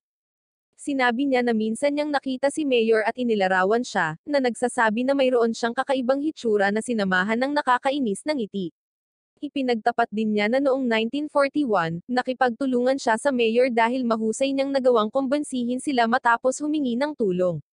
Si Enrico, na nag-interrogate sa kanya na may nakakatakot na mukha, ay sinubukang unawain ang kanilang ginawa upang sa ibang pagkakataon ay mas madaling maisagawa ang kanyang plano. Nang maglaon, narinig namin ang ulat ni Alucard na nakakuha siya ng bagong impormasyon, kaya binabati siya ni Antigra at pagkatapos ay sinabi sa kanya na ang kanyang kamahalan ay naghahanda ng isang round table meeting. Dahil sa desisyon ng Reyna, kailangan niya itong makabalik kaagad na may inihanda na ulat. Si Alucard, sa kanyang bahagi, ay tinanggap ang gawain at pagkatapos ay tinanong siya kung ang kasiyahan ng digmaan ay nagpasigla sa kanya, na, nang marinig ito, ay nagpagalit sa pinuno. Ngunit talagang natutuwa si Alucard sa reaksyon at nagsimulang tumawa sa nangyari. Mamaya, pinapanood namin ang tenyente na nagtatanong kung ano ang pinaplano ni Mayor, gayunpaman, tumugon siya na hindi niya masasagot iyon dahil mayroon siyang direktang utos mula sa kanyang mga nakatataas. Ngunit nagpagalit ito sa tenyente, at sinaktan niya ito dahil sa pag-arte niya bilang isang general at sa hindi niya silang ginawang mga bampira. Bigla siyang hinarang ng sarili niyang mga kawal na tumalikod sa kanya. Sa kasalukuyan, ang pari ay umamin na si Mayor ay kumikilos bilang isang commander ng impyerno, at pagkatapos ay makikita natin si Mayor na nagsabi sa tenyente na ang kanyang plano ay upang matikman ang lubos na kaligayahan ng digmaan para sa kawalang hanggan. Kaya ngayon, sa ibang lugar, napapansin namin na nagsimulang umiyak ang pari dahil sa sinabi niya sa kanya, ngunit naiintindihan ni Enrico na ang totoong plano ni Mayor ay ang mass production ng mga bampira, at iyon ang dahilan kung bakit sa tingin niya ay alam niya kung bakit nasangkot ang Vatican doon. Pagkatapos ay sinabi sa kanya ni Enrico na nagsinungaling siya sa kanya noon, sinabi na nakumbinsi sila ni Mayor dahil ang totoo ay gusto nilang maging mga bampira tulad ng mga Nazi. Nag-breakdown ang pari at umamin na hindi lang siya dahil naloko sila, kaya humingi siya ng awa. Sa kabilang banda, nakikita natin kung paano pinaplano ni Alucard at ng kanyang mga kasama ang pamamaraan sa pagdadala ng mga kabaong. Ngunit biglang, si Anderson ay dumating sa lugar na sinusubukang tamaan si Alucard na naging sanhi ng kanilang pagtama sa isa't isa. Sa kanilang laban, gusto ng mga kasama ni Alucard na pigilan si Anderson, gayunpaman, sinindak niya sila sa isang tingin lamang at pagkatapos ay ipinakita sa kanila na nagdala siya ng mensahe mula kay Enrico, dahil ang kanilang amo ay naghanda ng eroplano para sa kanila mula sa Vatican para makapaglakbay sila. Samantala, pinapaslang niya ang pari na gustong maging bampira. Nag-iba ang eksena, at nakita naming dumating si Alucard kasama ang kanyang mga kasama sa round table meeting kung saan naghihintay si Antigra sa kanila. Malugod niya itong tinanggap, at pagkatapos ay hiniling niyang tanggalin ang kanyang salamin dahil nasa harapan siya ng Reyna. Sumang-ayon si Alucard, at pagkatapos natamaan ang dalawang gwardya, humarap siya sa kanya, na humiling sa kanya na makita niya ang kanyang mukha. Hinawakan ang kanyang mukha, ang Reyna ay nagdalamhati na siya ay tumanda na, hindi katulad niya, na nananatiling pareho. Ngunit sinabi sa kanya ni Alucard na siya pa rin ang parehong mandirigma noong 50 taon na ang nakalilipas noong siya ay isang prinsesa, at pagkatapos ay pinutol niya ang kanilang muling pagsasama upang hilingin sa kanya na ibigay ang kanyang ulat. Nagsimulang sabihin sa kanila ni Alucard na 55 taon na ang nakalilipas, sinubukan ni Mayor at ng kanyang mga tao na lumikha ng hukbo ng mga bampira, ngunit sinira nila ni Walter ang proyektong iyon. Bagamat hindi iyon sapat para tumigil sila sa pagsisikap na makamit ang kanilang layunin, kaya ngayon ay napakalapit na nilang makuha ito. Sinabi rin niya sa kanila na sila na lang ang natitira sa Third Reich. Pagkatapos ay ibinunyag ni Alucard sa kanila na tinatawag nila ang kanilang sarili na Order of the Millennium, na ikinagulat ng lahat. Ngunit biglang sumabad ang isang binata, nagtatanong kung sinabi sa kanya iyon ni Conrad, na naging dahilan upang itutok ng lahat ang kanilang mga sandata sa kanya. Hinihiling niya na huminto na sila dahil isa lang siyang mensahero na dumating dahil nandito ang mga importanteng tao. Kaya't ipinahayag niya sa kanila na nagdadala siya ng mensahe mula sa elder, na nais niyang pakinggan nila. Ngunit sa sandaling ipakita ito, natuklasan ni Officer Scherdinger na mula sa kabilang panig, mayroon silang mga problema sa koneksyon. Matapos malutas ang mga ito, nakita ng lahat ng mga kalahok sa pulong ang kaguluhan na mayroon si Mayor sa kanyang posisyon.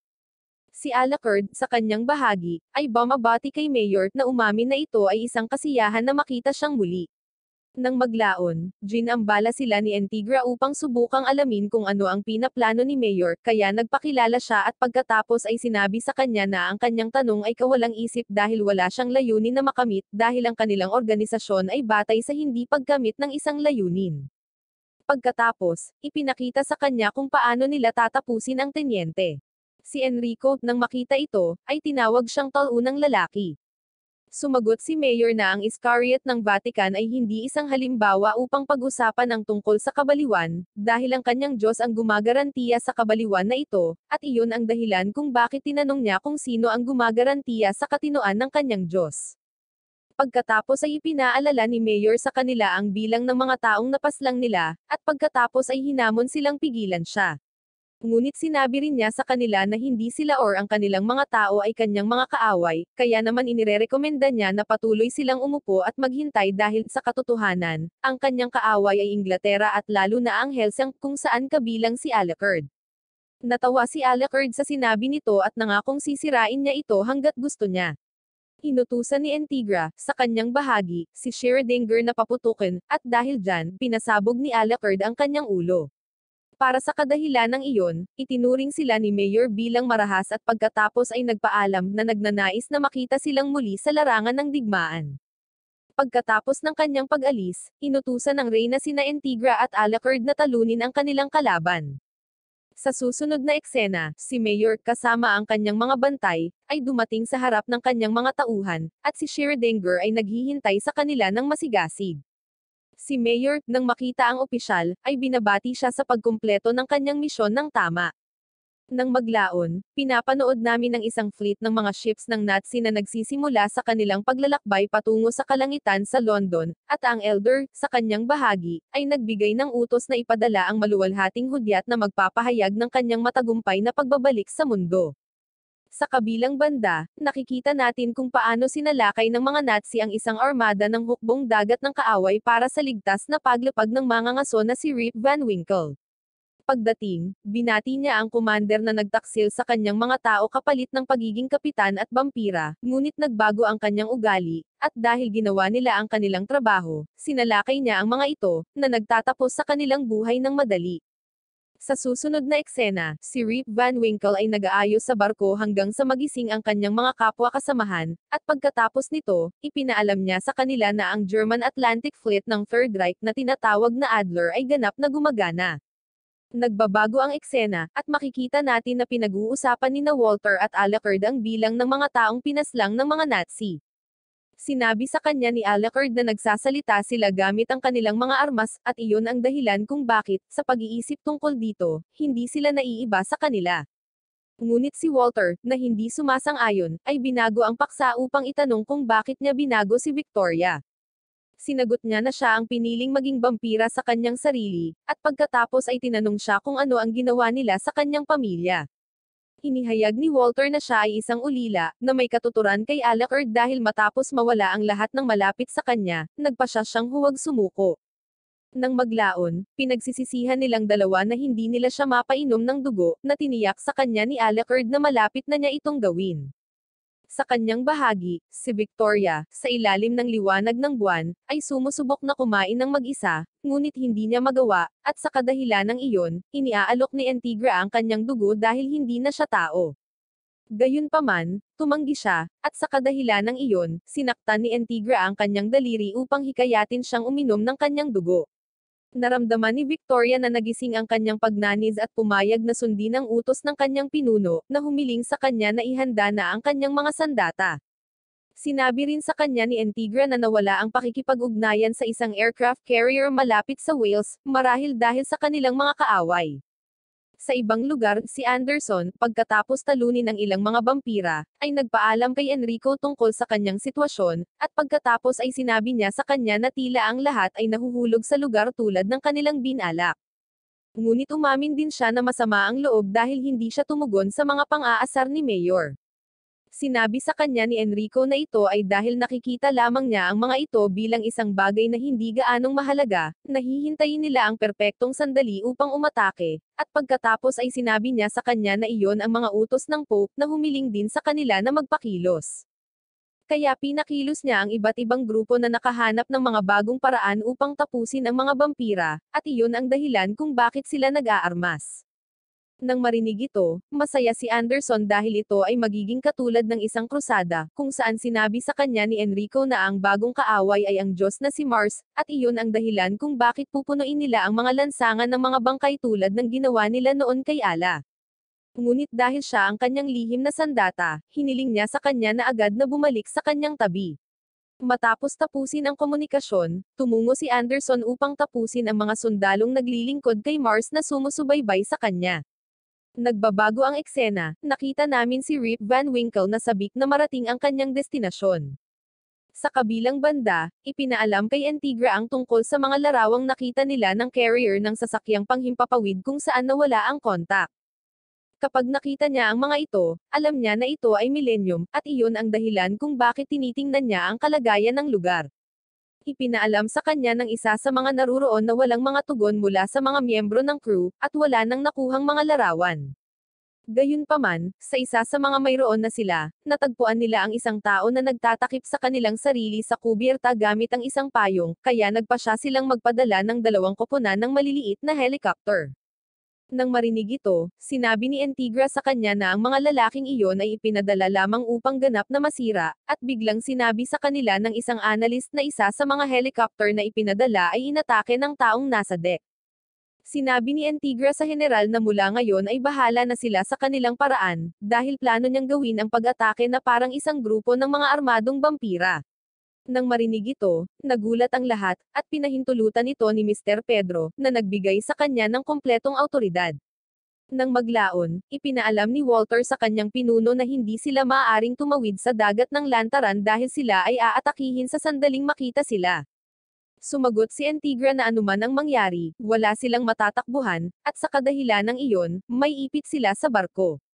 Ngunit inamin din niya na ang karagatan ay parang impyerno para sa mga vampira dahil hindi sila makaalis doon, kaya iniisip niya kung paano nila dapat ipadala si Alucard at isang koponan sa lumulutang na kuta na iyon.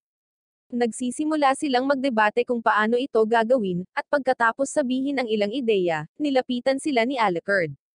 Nagrereklamo si Alucard tungkol sa lahat ng kailangan nilang pagtagumpayan para mas mapalapit, at sa tingin ni Antigra, imposible ito. Ngunit nagmumungkahi si Walter ng isang plano kung saan maiiwasan nila ang lahat ng mga hadlang. Sa susunod na eksena, makikita natin kung paano sinubukan ng ilang mandirigma na salakayin ang carrier ng sasakyang panghimpapawid gamit ang mga missile at sinira ni Rip Van Winkle na nagsimulang kumanta ng napakasaya hanggang sa maramdaman niyang may paparating na napakabilis. Ang mga sundalo sa loob ng ship, matapos makita ang mga pagbabasa ng radar, ay naniniwala na may imposibleng nangyayari, at biglang, pinutol sila ni Rip Van Winkle sa kawalan ng pag-asa dahil may papalapit na nagdadala ng halimuyak ng kasawian sa kanyang mga kamay. Sa kanyang bahagi, inihahanda ni Alucard ang kanyang ship upang bumangga laban sa ibang ship, at iyon ang dahilan kung bakit sinubukan ng mga sundalo ang isang defensive na maniobra. Si Rip Van Winkle sa kabilang banda, ay nakatutok kay Alucard ng kanyang baril, at sa paggawa nito, namamahala upang sirain ang ship. Gayunpaman, ito ay naging dahilan upang ilabas ni Alucard ang kanyang kapangyarihan laban sa kanya, at pagkatapos ay makikita natin kung paano sinira ni Alucard ang malaking bahagi ng ship, na nagdulot ng takot sa mga crew nito. Nang makita ito ni Rip Van Winkle, natakot siya dahil nakatayo si Alucard sa kanyang harapan, at habang naaalala niya ang mga salita ni Mayor, natakot siya nang simulan ni Alucard ang kanyang pagsulong. Ngunit nang maabot na niya ang kanyang posisyon, iniligtas siya ng kanyang mga sundalo sa pamamagitan ng paulit-ulit na pagpapaputok sa vampira. Gayunpaman, pinakawalan ni Alucard ang kanyang mga nilalang, na nagdulot ng takot sa lahat ng nagtangkang pigilan siya sa lahat ng mayroon sila, ngunit hindi iyon sapat dahil tinapos din ni Alucard ang kanilang buhay. Si Rip Van Winkle, na sinusubukang magtago, ay umiyak sa takot, at biglang nakita si Alucard na sabik na tapusin siya. Kaya pinupuno niya ang kanyang sarili ng lakas ng loob at pagkatapos ay nais na parusahan siya ng kanyang kanyan. Sa pag-atake, nagawa niyang tamaan si Alucard ng paulit-ulit, sa paniniwalang ito ang magwawakas sa kanya, ngunit pinigilan ni Alucard ang kanyang pag-atake gamit ang kanyang mga ngipin, at sinisira nito ang lahat ng kanyang pag-asa. Nang maglaon, ilang beses siyang sinaktan ni Alucard para pahirapan siya, kahit na gamit ang sarili niyang sandata. Sa wakas, natapos siya ni Alucard sa paggamit ng kanyang mga nilalang habang iniinom ang lahat ng kanyang dugo hanggang sa siya ay masawi. Sa kanyang bahagi, binabati siya ni Mayor sa matagumpay na pagkumpleto ng kanyang misyon at nangako na sa kanyang pagkasawi, tatapusin nila si Alucard. Pagkatapos ay makikita natin kung paano ang lahat ng mga sundalo ay nagpaalam sa kanya ng may karangalan, habang pinapanood nila siyang masawi sa mga kamay ni Alucard na, matapos ang kanyang misyon, ay nagpakawalan ng kanyang kabaliwan, pumatawa na parang balisa, na nasisiyahan sa digmaan. Ngunit si Mayor, na nakikita ito mula sa kanyang base, ay nangako na ang kanyang kaligayahan ay hindi magtatagal, at kaya naman dapat niyang tamasahin ito habang kaya pa niya. Pagkatapos ay hinarap niya ang kanyang mga nasasakupan upang ipagtapat kung gaano niya kamahal ang digmaan, pati na rin ang Holocaust or ang Blitzkrieg. Kapag narinig siya ng kanyang mga mandirigma na nagsasalita ng may labis na pagnanais tungkol sa digmaan, at ang iba't ibang mga senaryo kung saan ito ipinaglalaban, sila ay napakasaya. Ngunit sa pagtatapos ng kanyang talumpati, hiniling ni Mayor sa kanila na mag-udyok ng digmaan na parang impyerno mismo, kaya naman tinanong niya ang lahat ng sumusunod sa kanya kung gusto rin nilang maging bloodbath ang digmaan. Nang marinig ito, sinimulan siyang i-cheer ng kanyang mga kawal, sumisigaw ng Mayor kung saan ipinangako niyang ibibigay sa kanila ang kanilang hinihiling dahil plano niyang lipulin ang mga nakalimot sa kanila, at sa gayon ay gisingin ang mga mahimbing na natutulog, upang sa ganitong paraan, ipinapaalala nila sa lahat ang lasa ng tunay na takot. Nais din niyang ipaalala sa iyo na may mga bagay sa pagitan ng langit at lupa na hindi mo pinaniniwalaan na umiiral kahit na sa iyong pinakamasamang bangungot. Sa wakas, ipinaalam kay Mayor na nakikita na ang mga ilaw ng Europa, at iyon ay labis na ikinatuwa niya dahil natupad niya ang kanyang ipinangako. Nang maglaon, kapag tinitingnan ang Europa, naisip ni Mayor na dapat makinig si Alucard sa kanyang awit ng tagumpay. Sa paglaon, nakita natin kung paano tumutunog ang lahat ng alarma kung nasaan si General Pedro. Ipinapalam sa kanya ng kanyang mga tao na ang mga komunikasyon sa punong tanggapan ng regulasyon ng impormasyon ay naantala. Nang marinig ito, nag-alala si Pedro at mas nag-aalala nang malaman niyang nawalan na rin sila ng kontak sa BTN sa London. Ngunit hindi lang iyon, dahil ang mga komunikasyon mula sa base ng Air Force ay naputol din. Hindi maintindihan ng general kung ano ang nangyayari kapag narinig niya na nawawalan sila ng komunikasyon sa mahahalagang ahensya, kaya nag-aalala siya, iniisip na nagsimula na ang digmaan, at si Antigra, nang marinig ito, ay nagpapatunay sa kanyang iniisip. Nagbabago ang eksena, at nakikita natin kung paano sabik ang mga Nazi na mabilis na maabot ang lungsod. Sa kanilang bahagi, ang mga mamamayan ng Europa ay nanunood sa takot habang ang buwan ay nagiging itim. Samantala, sinabi ni Mayor sa kanyang batalyon na dumating na ang gabi na tutuparin ang lahat ng kanilang mga kagustuhan. Nang marinig nila na ang gabi ng digmaan ay dumating na, sila ay nasa sabik at pinalakpakan ang Mayor. Ngunit pinatigil sila ng guro at hiniling na bigyang pansin ang kanilang mga gabay sa ikatlong pahina, na tinatawag na London Explodes. Si Schrödinger, sa kanyang bahagi, kapag sinusubukang basahin ang gabay, napagtanto na nawala niya ito, kaya dapat niyang makita ang kapitan. Pagkatapos ay sinabi ni Mayor kay First Lieutenant Zorin na ang kanyang layunin ay ang Hellsang, gayon din ang pagkatalo kay Alucard. Para sa kadahilanang iyon, ibibigay niya sa kanya ang Zeppelin, 2 cruiser, at ilang mga tropa, bagaman hinihiling niya sa kanya na huwag bigyan ang huling pang-atake hanggang sa pagdating ng pangunahing tropa. Ngunit tiniyak sa kanya ni Zorin na hindi siya dapat mag-alala dahil ang Hellsang kung wala si Alucard ay isang bagay na madaling kunin. Gayunpaman, sinabi niya sa kanya na hindi niya kailangang maliitin sina Antigra or Victoria, dahil si Antigra ang pinuno ng pamilyang Hellsang, na siyang pinakamakapangyarihang mangangaso ng vampire sa kasaysayan. Sa kabilang banda, ang babaeng pulis na si Victoria, ang kanyang pag-iral lamang ay himala, maliban na marahil ay hindi niya ito napagtanto. Ngunit kahit na sila ay parehong nakakatakot na walang karanasan at hindi kumpleto, ipinagtapat niya na pinahahalagahan niya sila sa parehong antas ni Alucard. Sa wakas, sinabi ni Mayor sa lahat na dumating na ang oras upang matupad ang unang layunin, na wasakin ang buong London. Ngunit tinanong siya ng propesor kung sasalakayin din ba nila ang mga cabinet war room, kung saan siya ay tumugon na syempre ay gagawin nila, at dahil binigyan niya ng pahintulot na sunugin ang anumang bagay na bumabagabag sa kanila. Iba't ibang tao ang nagmumungkahi ng mga gusaling sisirain, kaya inulit ni Mayor sa kanila na maaari nilang sirain ang lahat dahil ang kabisera ng imperial ang kanilang hapunan ngayong gabi. Pagkatapos ay nagmumungkahi siya ng isang toast upang gunitain na nagsimula na ang party. Sa susunod na eksena, makikita natin kung paano bumababa ang mga missile mula sa mga ship papunta sa lungsod, sinisira ang lahat ng bagay sa kanilang landas. Matapos makumplito ang pangwawasak, sinabi ni Mayor sa mga armadong tropa na maghanda para sa kanilang pagbaba. Sa makatuwid, maraming mga sundalo sa lupa ang nagsasagawa ng pangunahing gawain, na bumubuo ng iba't ibang mga pokus sa pag-atake. Ang mga Nazi ay nagmamasid sa kaguluhang dulot, at nasasabik silang makita ang impyerno na kanilang inilalabas dahil sila ay mga halimaw. Sa panahon ng mga pag-atake, nakita namin na ang punong tanggapan ni Pedro ay sinalakay upang subukang tapusin si Antigra, at ang pinuno ng mga mananakop ay nagsamantala ng pagkakataon na ipaalam sa iba na mula ngayon ang lugar na ito ay nasa ilalim ng kontrol ng Millennium. Si Pedro, na hindi naiintindihan ang nangyayari, ay nagtanong sa tenyente na nagtaksil sa kanya kung ano ang nangyayari, at siya ay tumugon na ang pagiging isang vampira ay mahusay at sinabi sa kanya na ang pagkuha kay Mrs. Hellsang ay tiyak na magpapasaya sa kanyang commander. Pero tinatawanan siya ni Antigra dahil baby vampire lang siya, at specialist siya sa pagsira sa mga vampira. Nang marinig niya ito, nagalit siya, kaya sinabi ni Antigra sa kanya na makakatanggap siya ng isang dekorasyong Aleman sa kabilang mundo. Biglang pinutol ni Walter ang kamay ng tinyente, na binalaan na oras na para magtrabaho. Pumasok si Walter sa lugar, at ipinakita ang dakilang kapangyarihang taglay niya sa pamamagitan ng madaling pagpaslang sa maraming sundalo. Matapos tapusin ang mga mananakop, ipinagtapat ni Antigra kay Pedro na inakala niyang siya ang taksil. Si Pedro ay tumugon na siya ay walang kakayahan lamang, hindi isang duwag, at pagkatapos ay ipinaalam sa kanila na sila ay nasa problema dahil ang kabisera ay sinasalakay, na sinalakay ng isang fleet ng mga airship na sumusulong sa hilaga mula sa timog. Sinabi ni Antigra, nang marinig ito, kay Pedro na maaari nilang salakayin ang lugar na ito at iyon ang dahilan kung bakit hiniling niya sa kanya na lumikas ng mabilis. Ngunit dahil hindi siya nagre-react, iginiit ito ng Hellsang leader dahil naririnig niya kung paano bumababa ang mga espesyal na puwersa mula sa mga airship.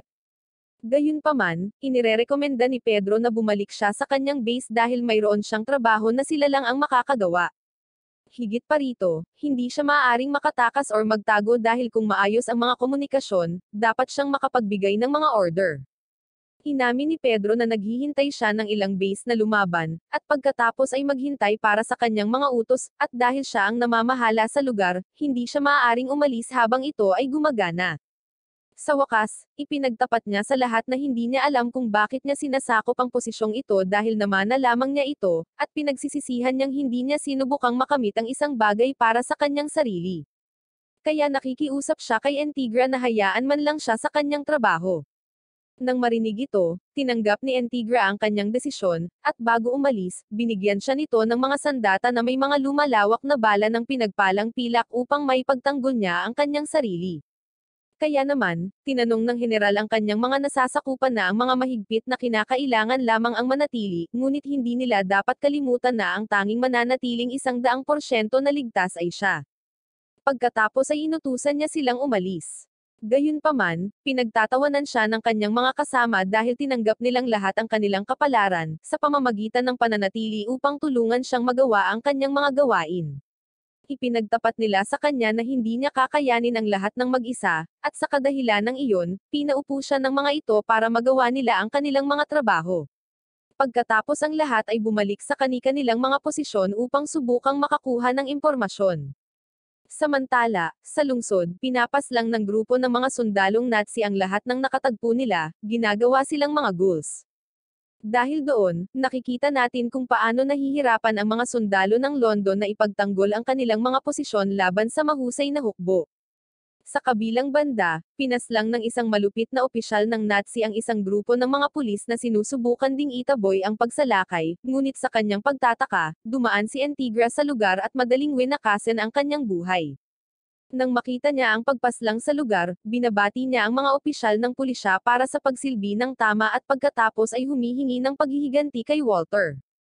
Ngunit nang hindi inaasahan, ang ibang mga opisyal ng Nazi ay nag-espiya sa kanya, kaya ipinaalam nila sa kanilang pinuno na si Antigra ay babalik sa kanyang punong tanggapan. Sa daan patungo sa punong tanggapan, nakikinig si Antigra sa komunikasyon ni General Pedro sa radyo. Binabalaan niya ang makakarinig sa kanya na malapit nang bumagsak ang kanyang posisyon. Sa kanyang huling utos, hinihiling niya sa lahat na lumaban hanggang sa matapos ang kanilang misyon. Sa wakas, matapos marinig kung paano lumalapit ang mga halimaw, nakita ni Pedro ang sandata ni Antigra, nakilala niya mula noong siya ay isang babae pa lamang. Naaalala niya na sa unang pagkakataon na nakita niya ito, kinwestiyon niya ang awtoridad nito hanggang sa pag-alitan siya nito, ngunit ipinagmamalaki rin niya na malaman na siya, tulad ng kanyang ama, ay nagtiwala sa kanya kung kailangan nila ng pabor. Kaya, nang walang pag-aalinlangan, pinupuno niya ang kanyang sarili ng lakas ng loob na pasabugan ang buong instalesayo ng barracks kasama niya at ng kanyang mga kaaway. Nang marinig ang pagsabog, hiniling ni Antigra kay Walter na magmadali upang makarating sa housing barracks, ngunit bago dumating, nakita ni Walter ang panganib at sa makatuwid ay hiniling sa pinuno na kunin ang kotse at maghanap ng ibang ruta.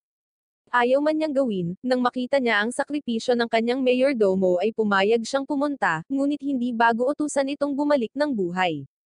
Nang maglaon, nakita natin na dahan-daang sumulong si Walter upang harapin ang kapitan, na agad niyang nakilala.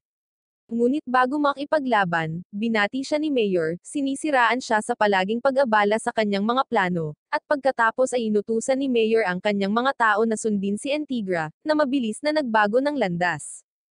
Sa kanyang bahagi, sinubukan ni Antigra na tumakas, na huli lamang ng isang grupo ng mga sundalo na umatake sa kanya gamit ang lahat ng mayroon sila. Gayunpaman, pagkatapos ng paghabol, inakala ng mga sundalo na nahuli nila siya. Tumugon siya sa pamamagitan ng pagbabalik ng kanilang mga pag-atake dahil hindi niya balak sumuko. Sinasamantala rin niya ang pagkakataon na tratuhin sila bilang mga duwag sa pamamagitan ng pagtakas mula sa kanilang sangkatauhan, bukod pa sa pagsaway sa kanila dahil sa paghamak sa mga tao. Hinahamon sila ni Antigra na harapin siya, ngunit bago sila umatake, nahuli sila ni Anderson. Dumating siya sa lokasyon at ipinahayag sa pinuno ng Helsang na kasama niya ang kanyang mga kasamang sina Hido at Yomi, kung saan sinabi niya na ang mga pagano na tulad niya ay kanilang mga kaaway dahil sila ay napakababa. Ngunit pinaalalahanan siya ni Hido na mahigpit na nag-utos sa kanila sila Enrico. Si Yumi naman ay pinagalitan siya sa pagtulong sa Helsang nang ipinagbabawal ng utos na gawin ito. Ngunit sinabi niya sa kanila na gusto niya ang kasiyahan sa digmaan, kaya hindi niya hahayaan na matalo ng iba ang mga pagano. Pagkatapos ay hinarap ni Alexander ang undead kasama ang kanyang mga kasama mula sa Judah Iscariot Legion. Si Alexander ay nag-udyok sa kanyang mga sundalo at pagkatapos ay inutusan silang salakayin ang mga undead, dahil sila ay mga nasawi at ang sangkawan ng kasawian na mapagpakumbaba na yumuko, humihingi ng kapatawaran sa Panginoon. Ito ang dahilan kung bakit, sa pamamagitan ng pagsuko bilang paggalang sa Diyos, malulupig mo ang iyong mga kaaway. Sa wakas, habang binibigkas nila ang kanilang credo, pinaslang ng Legion of Judas Iscariot ang lahat ng mga Nazi na sumusubaybay kay Antigra. Nag-iba ang eksena, at lumipat kami kay Alexander kung saan nakita namin na nagsilbi siya bilang guro ni Enrico. Si Enrico, sa kanyang bahagi, ay nagtapat kay Alexander na hindi niya kailangan ng mga kaibigan, kasama, lalo na ang kanyang mga magulang, dahil siya ay magiging isang mahusay na magagawang tingnan silang lahat mula sa itaas. Pagkatapos bumalik sa kasalukuyan, nakikita natin kung paano ginaisyang ng ilang lalaki si Enrico. Ipinaalam nila sa kanya na maagang umalis si Anderson at ang kanyang team, bagamat nakabalik na sila kasama si Integra, na nasa kanilang kustodiya. Nagreklamo ni Enrico dahil mahigpit niyang ipinag-utos sa kanila na lumayo para hindi makilahok sa anumang masamang gawain. Nang maglaon, siya ay nanunood na nabighani habang ang kabisera ay nasusunog, na sinabi sa kanya na ganap na nawasak. Kaya naniniwala si Enrico na ito ay dahil sa banal na parusa dahil pinatuloy ng mga naninirahan sa London ang mga erehe. Pagkatapos ay tinitingnan niya ang kanyang mga tagapaglingkod kung ano ang balita tungkol sa Estados Unidos, kaya natuklasan niya na ang White House ay nasusunog din. Ang isa sa kanyang mga lingkod, pagkatapos magbigay sa kanya ng balita, ay nagsabi sa kanya na tila, ang Pangulo, kasama ang kanyang buong gabinete, ay nasawi mula nang sila ay inatake ng isang katulong na hindi nila natuklasan na isang bampira. Kaya, pagkatapos ay ipinagtapat niya na ang Vatican ngayon ay may magandang posisyon sa bansang iyon. Ngunit si Enrico, na nanunood sa lungsod na nasusunog, ay nagpahayag na kung may mas malaking pinsala, sila ay kikilos. Kung hindi, pananatilihin nila ang kanilang posisyon. Biglang nagtanong ang isa pang minion kung bakit hindi nila ginagamit ang mga ito upang maging kapaki-pakinabang. Sinabi niya sa kanya na kung hindi sila makakagambala, wala siyang pakialam, dahil maaari nilang samantalahin ang katotohanang wala rin si Alucard dito. Since, salamat doon, ang Helsang lang ang target nila at ang Inglaterra. Pero inamin niya na kahit wala sa kanya ang Vatican, medyo nag-aalala siya kay Almer, gayunpaman, naniniwala siya na hindi siya magiging walang isip para salakayin ang Vatican. Pagkatapos, sinabi niya sa kanyang mga nasasakupan na plano niyang isama ang kanyang sarili sa magkabilang panig upang tuluyang sirain si Mayor sa lahat ng kanyang kapangyarihan. Nagbabago ang eksena, at nakita natin ang mahusay na hukbo sa likod ni Enrico na nanumpa na palayain ang Inglaterra at ang buong Europa. Pagkatapos, mapapanood natin habang ang 300 miyembro ng Brethren Judgment Knights ay nagsasabi kay Enrico na handa na sila. Sa kabilang banda, ganoon din ang ginagawa ng Knights of the Order of the New Calatrava at ng Military Order of San Stefano ng Tuscany. Sa wakas, ganoon din ang ginagawa ng Knights of the Order of Malta, na inilalagay ang kanilang mga sarili sa ilalim ng mga utos ni Enrico. Sinabi nila sa kanya na dahil sa mga banal na utos ng Pope, sila ay sasama sa kanyang layunin. Ibinunyag din nila sa kanya na mula ngayon, magkakaroon na siya ng ranggong arsobispo kung saan mayroon siyang ganap na kontrol upang gabayan sila sa mga laban. Matapos matanggap ang kanyang insignia, si Enrico ay nanumpa ng katapatan at sinabi sa kanila na ang kanilang layunin ay ang Great Britain, kaya naman dapat nilang simulan ang pananakop. Kaya, ang lahat ay nagsisimulang magmarcha habang siya ay nagagalak sa lahat ng kanyang hanay kung saan siya ay may mga bagong responsibilidad. Ngunit bigla silang humarang sa kanya para ipakita sa kanya na babalik na si Alucard sa London, na ikinababahala ng lahat. Bilang tugon sa kanilang mga alalahanin, ipinangako ni Enrico na ang lahat ng kanilang mga kaaway ay mawawala ng tuluyan, kaya magsisimula ang digmaan. Sa susunod na eksena, makikita natin kung paano sinubukan ni Alucard na bumalik sa Inglaterra sakay ng barko ni Rip Van Winkle. Habang nasa biyahe, habang papalapit siya ng palapit, nararamdaman niya ang bango ng asensya ng kasawian, na nagbabalik ng magagandang alaala. Sa kabilang banda, inutusan ni Mayor si Zorin na simulan ang mga makina upang mabilis na maabot ang Helsang Barracks. Samantala, sinabi ni Integra, pagkatapos na mailigtas ni Anderson, na aalis siya sa tabi niya dahil kailangan niyang pumunta sa kanyang barracks. Ngunit pinigilan siya ni Hido dahil ang utos niya ay panatilihin siya sa kanila. Nang marinig ito, sinimulan siyang hiyain ni Integra, na hinihiling na sindihan niya ang kanyang yosi, na ikinagulat ng lahat. Sa kanyang parte, si Yumi, tumitingin sa kanyang attitude, gustong wakasan ang buhay niya, para lang pigilan muna siya ni Hido. Dahil pinag-uusapan nila kung ano ang gagawin, tinanong ni Integra si Anderson kung ano ang kanyang plano. Pinagalitan niya ang kanyang grupo at pagkatapos ay tinanggap ang imbitasyon ni Integra, na humiling sa kanya na samahan siya sa kanyang barracks. Kaya, lahat ay sumusunod sa utos ni Integra, na hindi nagustuhan ng mga nasasakupan ni Anderson. Dahil dito, tinanong nila siya kung tama ba ang ginawa niya, na tinitiyak niya sa kanila na ginawa niya. Ipinagtapat ni Anderson sa kanila na iniisip niya na dahil ang mga pamamaraan ni Enrico ay nagpapataas ng maraming hinala. Sa kabilang banda, nag-aalala si Zora kung paano sinisira ang mga missile na ilulunsad niya sa Hellsang Barracks. Hindi niya maintindihan kung ano ang nangyayari dahil ang mga anti-missile shot ay nagmumula sa barracks. Nang maglaon, iniutos niya na ituon nila ang mga ilaw patungo sa kwartel kahit na ginagawa itong madaling puntiryahin.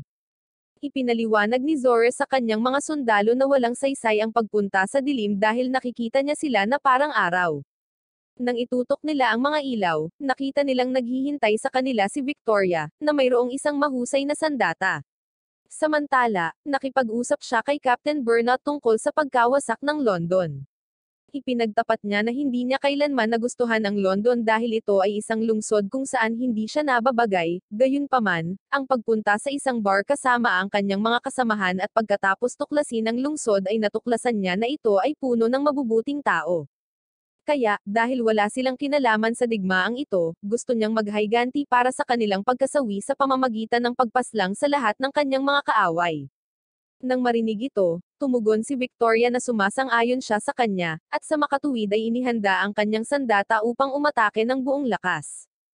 Sa paggawa nito, nagsimula siyang magdulot ng malawak na pinsala sa paparating na ship ng Nazi. Dahil dito, sinabi ng mga sundalo sa kanilang tenyente, si Zora, na dapat nilang iwanan ang ship. Ngunit sinabi niya sa kanila na huli na ang lahat at pagkatapos ay inutusan silang mag-crash landing sa housing agency. Si Victoria, na nakakita ng papalapit na ship, ay tumanggi na umalis sa bubong, kahit na hiniling siya ni Bernadotte na umalis dahil plano niyang gamitin ang kanyang incendiary grenade launcher sa pag-atake ng walang anumang awa. Ang kanilang pag-atake ay nagiging sanhi ng pagkawala ng kontrol ng mga Nazi, at napunta sila sa ibang lugar kaya iniiwasan ang pagkawasak ng kwartel. Dahil dito, nagsimulang magdiwang ang lahat hanggang sasabihin ni na Victoria at Bernadotte na hindi pa tapos ang gawain. Sa sumunod na eksena, namangha ang mga sundalo nang makita ang dami ng halimaw na nabubuhay pa. Sa kanyang bahagi, sinabi ni Kapitan Bernadotte kay Victoria na makikita niya ngayon kung paano lumaban ang mga gansa. Nabatid naman kay Zora na 42 sundalo ang nakaligtas, at nag-aapura sa utos ng pag-atake. Kaya, sinabi niya sa kanila na ang kanilang mga numero ay sapat na upang tapusin ang mga taga-Hellsang, at pagkatapos ay magsisimula ang pag-atake. Kaya, nakikipag-usap si Bernadotte sa kanyang mga tauhan tungkol sa mga espesyal na kakayahan ng mga vampira. Gayunpaman, agad naming natuklasan na ang lupa sa paligid ng ahensya ay natatakpan ng mga bitag. Kaya naman maraming kalaban ang nawasak ng mga nakatanim na pampasabog, kaya naman ipinagmamalaki ito ni Bernadotte. Si Victoria, ang nagmamasid sa lahat mula sa bintana, ay nagtapat sa kanyang kasama na nagulat siya sa kanyang binalak. Nang maglaon, inutusan ng kapitan ang buong ikatlong palapag na maghagis ng mga granada sa mga vampira, habang hinihiling niya sa iba pang mga sundalo na magpaputok mula sa lahat ng anggulo upang hindi sila makatingin sa kanilang mga ulo. Pagkatapos ay ginambala siya ng isang sundalo upang iulat na pinahinto ng mga Nazi ang kanilang pagsulong sa pamamagitan ng pagtatago sa isang burol. Kaya, sinabi sa kanya ni Bernadotte na kung mas malayo sila sa kanila, mas mabuti, dahil kung hindi ay masasawi sila.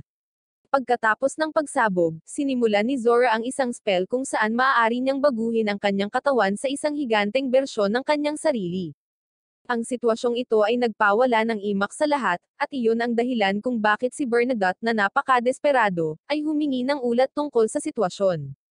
Ngunit dahil hindi tumugon ang kanyang mga sundalo, nagpasya siyang puntahan ng kanyang sarili kung ano ang nangyayari. Habang papalapit siya sa layag, nakita niya kung paano dumating ang isang higanti sa harap ng mansyon. Si Zora, sa kabilang banda, ay gumagamit ng kanyang side upang sirain ang gusali, na nagdulot ng maraming pagkasawi sa proseso. Hindi naniniwala si Kapitan Bernadotte sa lahat ng nangyayari. Nakikita niya ang lahat ng paghihirap, at nabigla siya dahil sa takot. Ngunit bigla niyang napagtanto na marahil ay ilusyon lamang ang kanilang nakikita. Kaya naman naaalala ni Victoria ang mga salita ng kanyang master, at salamat sa paggamit ng mata sa kanyang noo, nagising siya mula sa ilusyon. Kaya, sinubukan niyang gisingin ang natitira, ngunit dahil hindi siya nagtagumpay, kinuha niya ang kanyang baril at gamit ang kanyang mga kasanayan sa vampira, pinaputukan si Zor, na nagawa niyang masugatan sa mukha. Kaya, ang lahat ay kasunod na napalaya mula sa ilusyon, para lamang sabihin sa kanya ni Zoren na huli na ang lahat. Pagkatapos ay makikita natin kung paano sinalakay ng isang gol ang Hellsang Barracks, kaya sinisira ang mga mersenaryo doon. Kaya, si Victoria ay namagitan upang pigilan siya, at biglang narinig ni Bernadotte kung paano nila sinira ang kanyang mga depensa. Nagbabago ang eksena, at nakita natin na pinipigilan sila ng mga mersenaryo na pumasok sa pangunahing pinto, ngunit hindi nila ito magawa. Nang malaman ito, inutusan ni Bernadotte ang kanyang mga tauhan na muling magsama-sama, na sinamahan ng lahat ng posibleng armas. Pagkatapos, sinabi niya kay Victoria na maglalagay sila ng barikada sa posisyong ito. Para sa kadahilanang iyon, siya ay dapat na ang opens iba ng grupo na magtatapos sa lahat ng mga kalaban na seisalakay sa kanila. Inamin din ng kapitan na siya ang magiging alas niya, at ang kanyang huling baraha bago sila maging pagkain ng vampira. Bago umalis, hiniling ni Victoria sa lahat na manatiling buhay, kung saan sinabi sa kanya ni Bernadotte na dapat din niyang gawin ito. Pagkatapos ng kanyang pag-alis, sinabi ni Bernadotte sa kanyang mga sundalo na ang pagpapabae sa isang mabuting babae na tulad niya ay masasawi ng nararapat sa parusa ng impyerno. Nang marinig ito, sumang-ayon sila, at iyon ang dahilan kung bakit sinabi sa kanya ng kapitan na kung ang lahat ay bumagsak, dapat nilang isakripisyo ang kanilang mga buhay. Kalaunan, ipinaalala niya sa kanila na pinili nila ang buhay ng mga mersenaryo para kumita ng pera. Kaya naman, kapag narinig niya na ang kanyang mga tauhan ay namotivate, sinabi niya sa kanila na oras na para masawi na parang mga asong walang buwang. Sa wakas, umalis ang mga mersenaryo, handang harapin ang kanilang kalaban.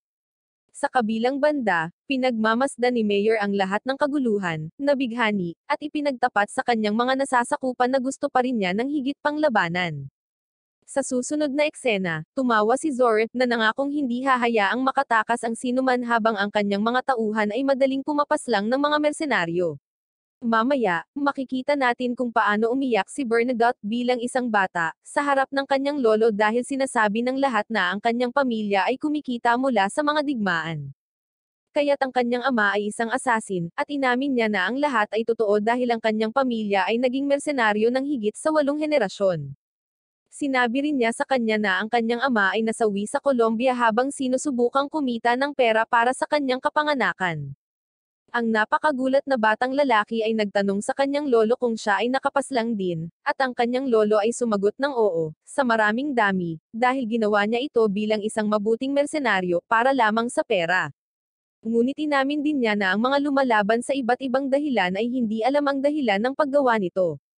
Gayunpaman, alam nila na sila ay mahalaga, bagaman naniniwala siya na magagawa nila ang lahat ng iyon nang hindi kinakailangang pumaslang ng sinuman. At pagkatapos napakamahinahon, iniisip niya kung talagang may mga dahilan para hilahin ang gatilyo. Ibinunyag sa kanya ng lolo niya na ang talagang kailangan ay pagbabago, kaya lang hindi ganoon kahalaga ang kanilang buhay. Hindi ito nagkakahalaga ng paggawa nito. At bago ang masigasig na titig ng kanyang apo, sinabi niya sa kanya na ang pinakamahalagang bagay sa larangan ng digmaan ay ang gantimpala, kahit na higit sa kanyang buhay. Kaya, sa kasamaang palad, totoo ang sinasabi nila sa kanyang paaralan, dahil sila ang pinakamasamang tao sa Earth. Nang marinig ito, patuloy na umiiyak si Bernadotte, at pinakiusapan siya ng kanyang lolo na huwag mag-alala dahil balang araw maiintindihan niya ito. At ngayon, pabalik sa kasalukuyan, naaalala ng kapitan ang kanyang mga salita, na pagtatanto na siya ay tama. Para sa kadahilanang iyon, hiniling niya sa kanyang mga tauhan na dalhin ang lahat ng kapaki-pakinabang na bagay upang magtayo ng barikada. Nagbabago ang eksena, at nakikita namin ang isang malaking bilang ng mga nasawi na mersenaryo sa pangunahing pasukan. Ang mga mersenaryong buhay pa ay naghahanda sa pagtakas nang matuklasan nilang walang silbi ang kanilang mga bala, ngunit alam din nilang hindi nila kayang talikuran ang kanilang mga posisyon, kaya sila ay nauwi sa pagpaslang sa kamay ng kanilang mga kaaway. Maya-maya, nakita natin na pumasok si Zore sa kwartel habang ang Sector B ay nagpapalam kay Bernadotte na sila ay natrap. Gayunpaman, hinihiling ng kapitan na pumunta sila sa kanyang lugar anuman ang mangyari dahil kailangan nilang takpan ang conference room. Pagkatapos ay sinabi niya sa kanya na kung hindi niya ito maabot, masasawi siya. Sa kadahilanang iyon, tinanong niya ito kung ano ang hinihintay niya para gumalaw, ngunit ang sagot ng sundalo ay imposible dahil kapwa siya at ang iba ay sugatan, at maging ang iba ay nasawi na. Kaya't hiniling niya sa kanya na kumapit hanggat kaya niya sa barikada at nagpaalam na humihiling sa kanya na manatiling ligtas. Nang marinig ito ni Bernadotte, nagalit siya ng husto, bagamat sa huli, naiintindihan niya na ito ang kanyang hiling at ipinagtapat na masaya siya na nakilala niya siya. Pagkatapos ng komunikasyon, hiniling ng kapitan ang iba na tapusin ang mga barikada, ngunit tinanong siya ng isa pang sundalo kung ano ang mangyayari sa mga lalaki mula sa Sektor B kung saan sinagot niya na sila ay nawala na. Biglang may isa pang recruit na naging desperado, sumisigaw na kung mananatili sila dito, masasawi din sila. Siya, sa sobrang takot, ay sinabi sa kanila na si Antigra, tulad ni Alucard, ay inabando na sila. Ngunit tinanong siya ni Bernadotte kung bakit niya iyon pinaniwalaan, at pagkatapos ay ipinagtapat na hindi niya ito papakawalan dahil ang dambuhalang bahay na ito ang magiging lapida niya. Pagkatapos ay tinawag niya siyang duwag dahil sa pag-iyak, ngunit pagkatapos ay binuhat niya ito sa kanyang damit at ipinagtapat na ang kanyang tungkulin ay tiyakin na ang lahat ay masasawi tulad ng mga tunay na sundalo. Kaya naman, sa gusto mo man or hindi, kailangan mong ipagpatuloy ang laban kung hindi, masasawi ka sa ginagawa mo. Ang lalaking recruit ay nagsimulang sampain ang sitwasyon, at ang kapitan ay nagsabi sa kanya na hindi niya dapat isipin ang tungkol sa kung paano sila masasawi dahil sila lamang ang depensa, at tiyak na ang kanilang pagkakasala ay ang magpapaikot ng laban. Sa kabilang banda, ang mga ghouls ay nagpapatuloy sa kanilang pagpaslang habang si Zora ay sumusulong sa isang matatag na bilis na nangangakong susunugan niya ang lahat. Pagkatapos ay narating niya ang Sektor B kung saan nahanap niya ang kawal na huling nakausap ni Bernadotte. Ikinulong siya ni Zora sa isang ilusyon, at ikinabigla nito ang lalaking napagtanto na siya ay nasa kanyang bahay kung saan nakita niya ang kanyang anak na babae. Ngunit bigla niyang naalala na nasawi na ang kanyang anak, at sa kadahilanang iyon, sinubukan niyang tumakas mula sa ilusyon. Gayunpaman, sinamantala niya ang pagkakataong yakapin ang babae hanggang sa magbago ang lahat, at winakasan ni Zora ang kanyang buhay. Sa kabilang banda, ang isang grupo ng mga sundalong Nazi ay nasisiyahang kumain ng mga katawan ng mga mersenaryo, ngunit sa sorpresa, dumating si Victoria sa pinangyarihan at pinaslang silang lahat. Kahit na nanawagan pa sila para sa reinforcement, tinitingnan niya ang lahat ng kanyang napaslang at nangako na lilipulin niya ang bawat isa sa kanyang mga kaaway. Nagbabago ang eksena, at nakita natin na nakarating na ang mga kalaban sa barikada ni Bernadotte, at kahit na nagpa siya ang ilan sa mga sundalo na sumuko, si Bernadotte ay patuloy na nagbibigay ng mga utos na ipagtanggol ang posisyon. Biglang ipinaalam sa kanya ng tinyente na wala ng sapat na bala. Nang marinig ito, nagpa siya pa rin siyang huwag sumuko. Sa kadahilanang iyon, ipinagtapat ng tinyente na ito ay nagpapaalala sa kanya noong sila ay nasa Uganda, ngunit sinagot ni Bernadotte na hindi ganoon dahil sa pagkakataong ito ay darating ang mga reinforcement. Pagkatapos sabihin iyon, isang missile ang dumaan sa barikada, na nagdulot ng malubhang pinsala kay Bernadotte, ngunit nagkunwari siyang hindi at nagsimulang humingi ng mga ulat tungkol sa pinsalang natanggap nila. Dahil walang sumasagot, nagpa siya siyang lumingalinga sa paligid kung saan natagpuan niya ang kanyang tenyente na nasawi kasama ang kanyang wasak na katawan. Sa kabilang banda, inutusan ni Zora ang kanyang mga nasasakupan na maglunsad ng isa pang missile kahit na binalaan nila siya na isa na lang ang natitira sa kanila. Ngunit bago ito mailunsad ng Alupiers, dumating si Victoria sa likuran niya, tinapos ang kanyang buhay. Nang maglaon, nakita natin kung paano natalo niya ang malaking bilang ng mga Nazi. Si Zora, nang makita siya, ay madaling nakilala bilang siya ang Samire sa kanyang ship, na ikinagalit niya. Sa kanyang bahagi, pinakawalan ni Victoria ang kanyang mga kanyon at sinabi sa kanya na siya na lang ang natitira. Ang kanyang kaaway, nang marinig siya, ay tumugon na wala siyang problema doon habang naglulunsad ng isang bagong ilusyon. Palibhas ay nababatid ito, sinubukan ni Victoria na palayain ang sarili, ngunit kahit anong pilit niya, hindi siya makalabas. Kaya naman makikita natin kung paano gustong paglaruan ni Zora ang kanyang isipan, sa pamamagitan ng pagbabalik tanaw sa mga alaala niya noong bata pa siya. Ang babaeng vampira ay naghihirap, habang naririnig kung paano nila laging nais na panatilihin siya sa gilid ng kung ano ang gusto niyang maging. Maging si Zora ay nagawang ipaalala sa kanya ang araw na nasawi ang kanyang ama at ina bilang paghihiganti mula sa isang grupo ng mga kriminal. Si Victoria, nang makita ito, ay lumabas sa kanyang pinagtataguan at inatake ang isa sa mga asasin. Gayunpaman, ito ang naging dahilan ng pag-atake sa kanya ng isa pang kriminal sa kanyang tiyan, at habang siya ay naghihingalo, nakikita niya kung paano inabuso ng asasin na kanyang nasugatan ang bangkay ng kanyang ina. Kaya natarante siya, at biglang sinamantala ni Zora ang kanyang kalagayan, pinutol ang kanyang braso at kalaunan ay nanakit muli. Ito ang dahilan kung bakit si Victoria, nang hindi nasasawi, ay sumusubok pa ring tumakas, ngunit ito ay naging dahilan upang simulan ni Zoren na ipahiya siya at pagkatapos ay sugatan ang kanyang mukha dahil sa pagiging isang hamak. Sa wakas, matapos siyang pahirapan, naghanda siyang wakasan ang buhay ni Victoria. Ngunit bago niya ito magawa, dumating si Bernadotte at sinaktan siya para makakuha ng pagkakataong paputukin ang kanyang katawan. Matapos itulak si Zora palayo, ang pangkat ng kapitan ay naglulunsad ng mga smoke bomb upang lumikha ng isang usok, na dapat nilang samantalahin upang tumakas. Para sa kadahilanang iyon, si Bernadotte, gamit ang lahat ng kanyang lakas, ay pinasan si Victoria sa kanyang mga balikat. Ngunit bigla siyang inatake ng isang sundalong Nazi sa likod, at kahit naduguan siya, nagpatuloy siya sa kanyang paglalakad. Nang makita ito, hiniling siya ni Victoria na tumakas dahil huli na ang lahat para sa kanya. Kapag narinig niya ito, ipinaalala niya sa kanya na hiniling niya sa kanya na tumahimik. Ngunit nang malapit na siya sa kanyang layunin, si Bernadotte ay malubhang nasugatan ni Zora. Sinabi niya sa kanya na ang lahat ng pagsisikap ay walang kabuluhan. Si Victoria sa kanyang bahagi, kapag nakita niya ang nasugatan na kapitan, siya ay labis na nag-aalala. Tinatawanan ni Bernadotte ang sitwasyon, at ipinagtapat na nakakaawa na kailangan niyang iligtas siya nang siya ang dumating para iligtas sila.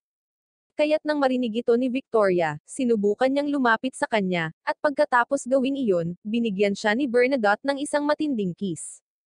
Dahil doon, naging napakasaya niya dahil sa wakas ay ninakaw niya ang isang kiss kay Victoria. Sa wakas, bago masawi, hiniling niya sa dalaga na kainin ang kanyang dugo upang matalo niya si Zora. Ngunit kinuha siya ni Victoria, at binigyan siya ng isang mahigpit na yakap bago nagsimulang umiyak nang hindi mapigilan sa kanyang pagkasawi. Si Zora, sa kanyang bahagi, ay sumigaw sa kanila na si Bernadotte ay karapat-dapat para sa pagiging isang mapagmataas na uod, at pagkatapos ay ipinakita niya sa kanila na siya ay may mga reinforcement na kung saan ay plano niyang sirain ang kanyang buong batalyon. Pagkatapos ay ginawa niyang ilusyon silang lahat, ngunit nang marinig ni Victoria na tinawag niyang insekto si Bernadotte, nagalit siya ng husto. Kaya naman nagpasya siyang inumin ang dugo ng kapitan, at salamat dito, nailabas niya ang kanyang tunay na kapangyarihan, na ikinatakot ni Zora kapag nakita niya ito. Kasunod na winasak ni Victoria ang ilusyon ng kanyang kaaway at naghanda upang simulan ang pagpaslang. Sa kanyang bahagi, si Zora, na labis na nag-aalala, ay nakikita na ang kanyang mga sundalo ay labis na natatakot kahit na sila ay mga veterano ng digmaan. Pagkatapos ay sinimulan ni Victoria ang kanyang pag-atake, kaya pinaputukan siya ng mga sundalong Nazi para pigilan siya. Gayunpaman, wala sa mga iyon ang gumagana, dahil madali silang natalo ng dalaga. Si Zora, nang makitang papalapit siya sa kanya, ay naisip na ang lahat ng ito ay masyadong masama, at biglang hinawakan siya ni Victoria sa kanyang ulo. Sinubukan niyang talunin siya, ngunit nakuha lamang niya ang vampira na kumagat sa kanyang kamay. Kaya, sa kanyang natitirang kamay, sinubukan niyang ipunta siya sa isang napakalalim na ilusyon, at sa paggawa nito, natuklasan niya na siya ay may napakagulong espiritu dahil ito ay may halo ng dugo ni Bernadotte. Sinamantala ang kanyang pagkalito, hinaampod siya nito sa mga pader bilang paghihiganti, na nagdulot ng malaking pinsala sa kanya. Sa wakas, tinapos ng dalaga ang buhay ni Zora, na pinaghiwa-hiwalay ito dahil natalo siya. Sa pagtatapos ng labanan, lumapit si Victoria kay Bernadotte at pagkatapos ay ipinaalam sa kanyang mga nasasakupan na siya ay Atreus. Sinabi niya sa kanila na ipinangako niya sa kapitan na matatalo niya ang kanyang kaaway, at iyon ang dahilan kung bakit kailangan niyang umatras upang magawa iyon. Ang mga sundalo, nang marinig siya, ay naiintindihan siya, at bago siya umalis, ipinakita nila ang kanilang paggalang sa kanya habang siya ay naging kanilang bagong kapitan. Ngumiti si Victoria at saka mabilis na umalis, gamit ang kakayahan niyang lumipad.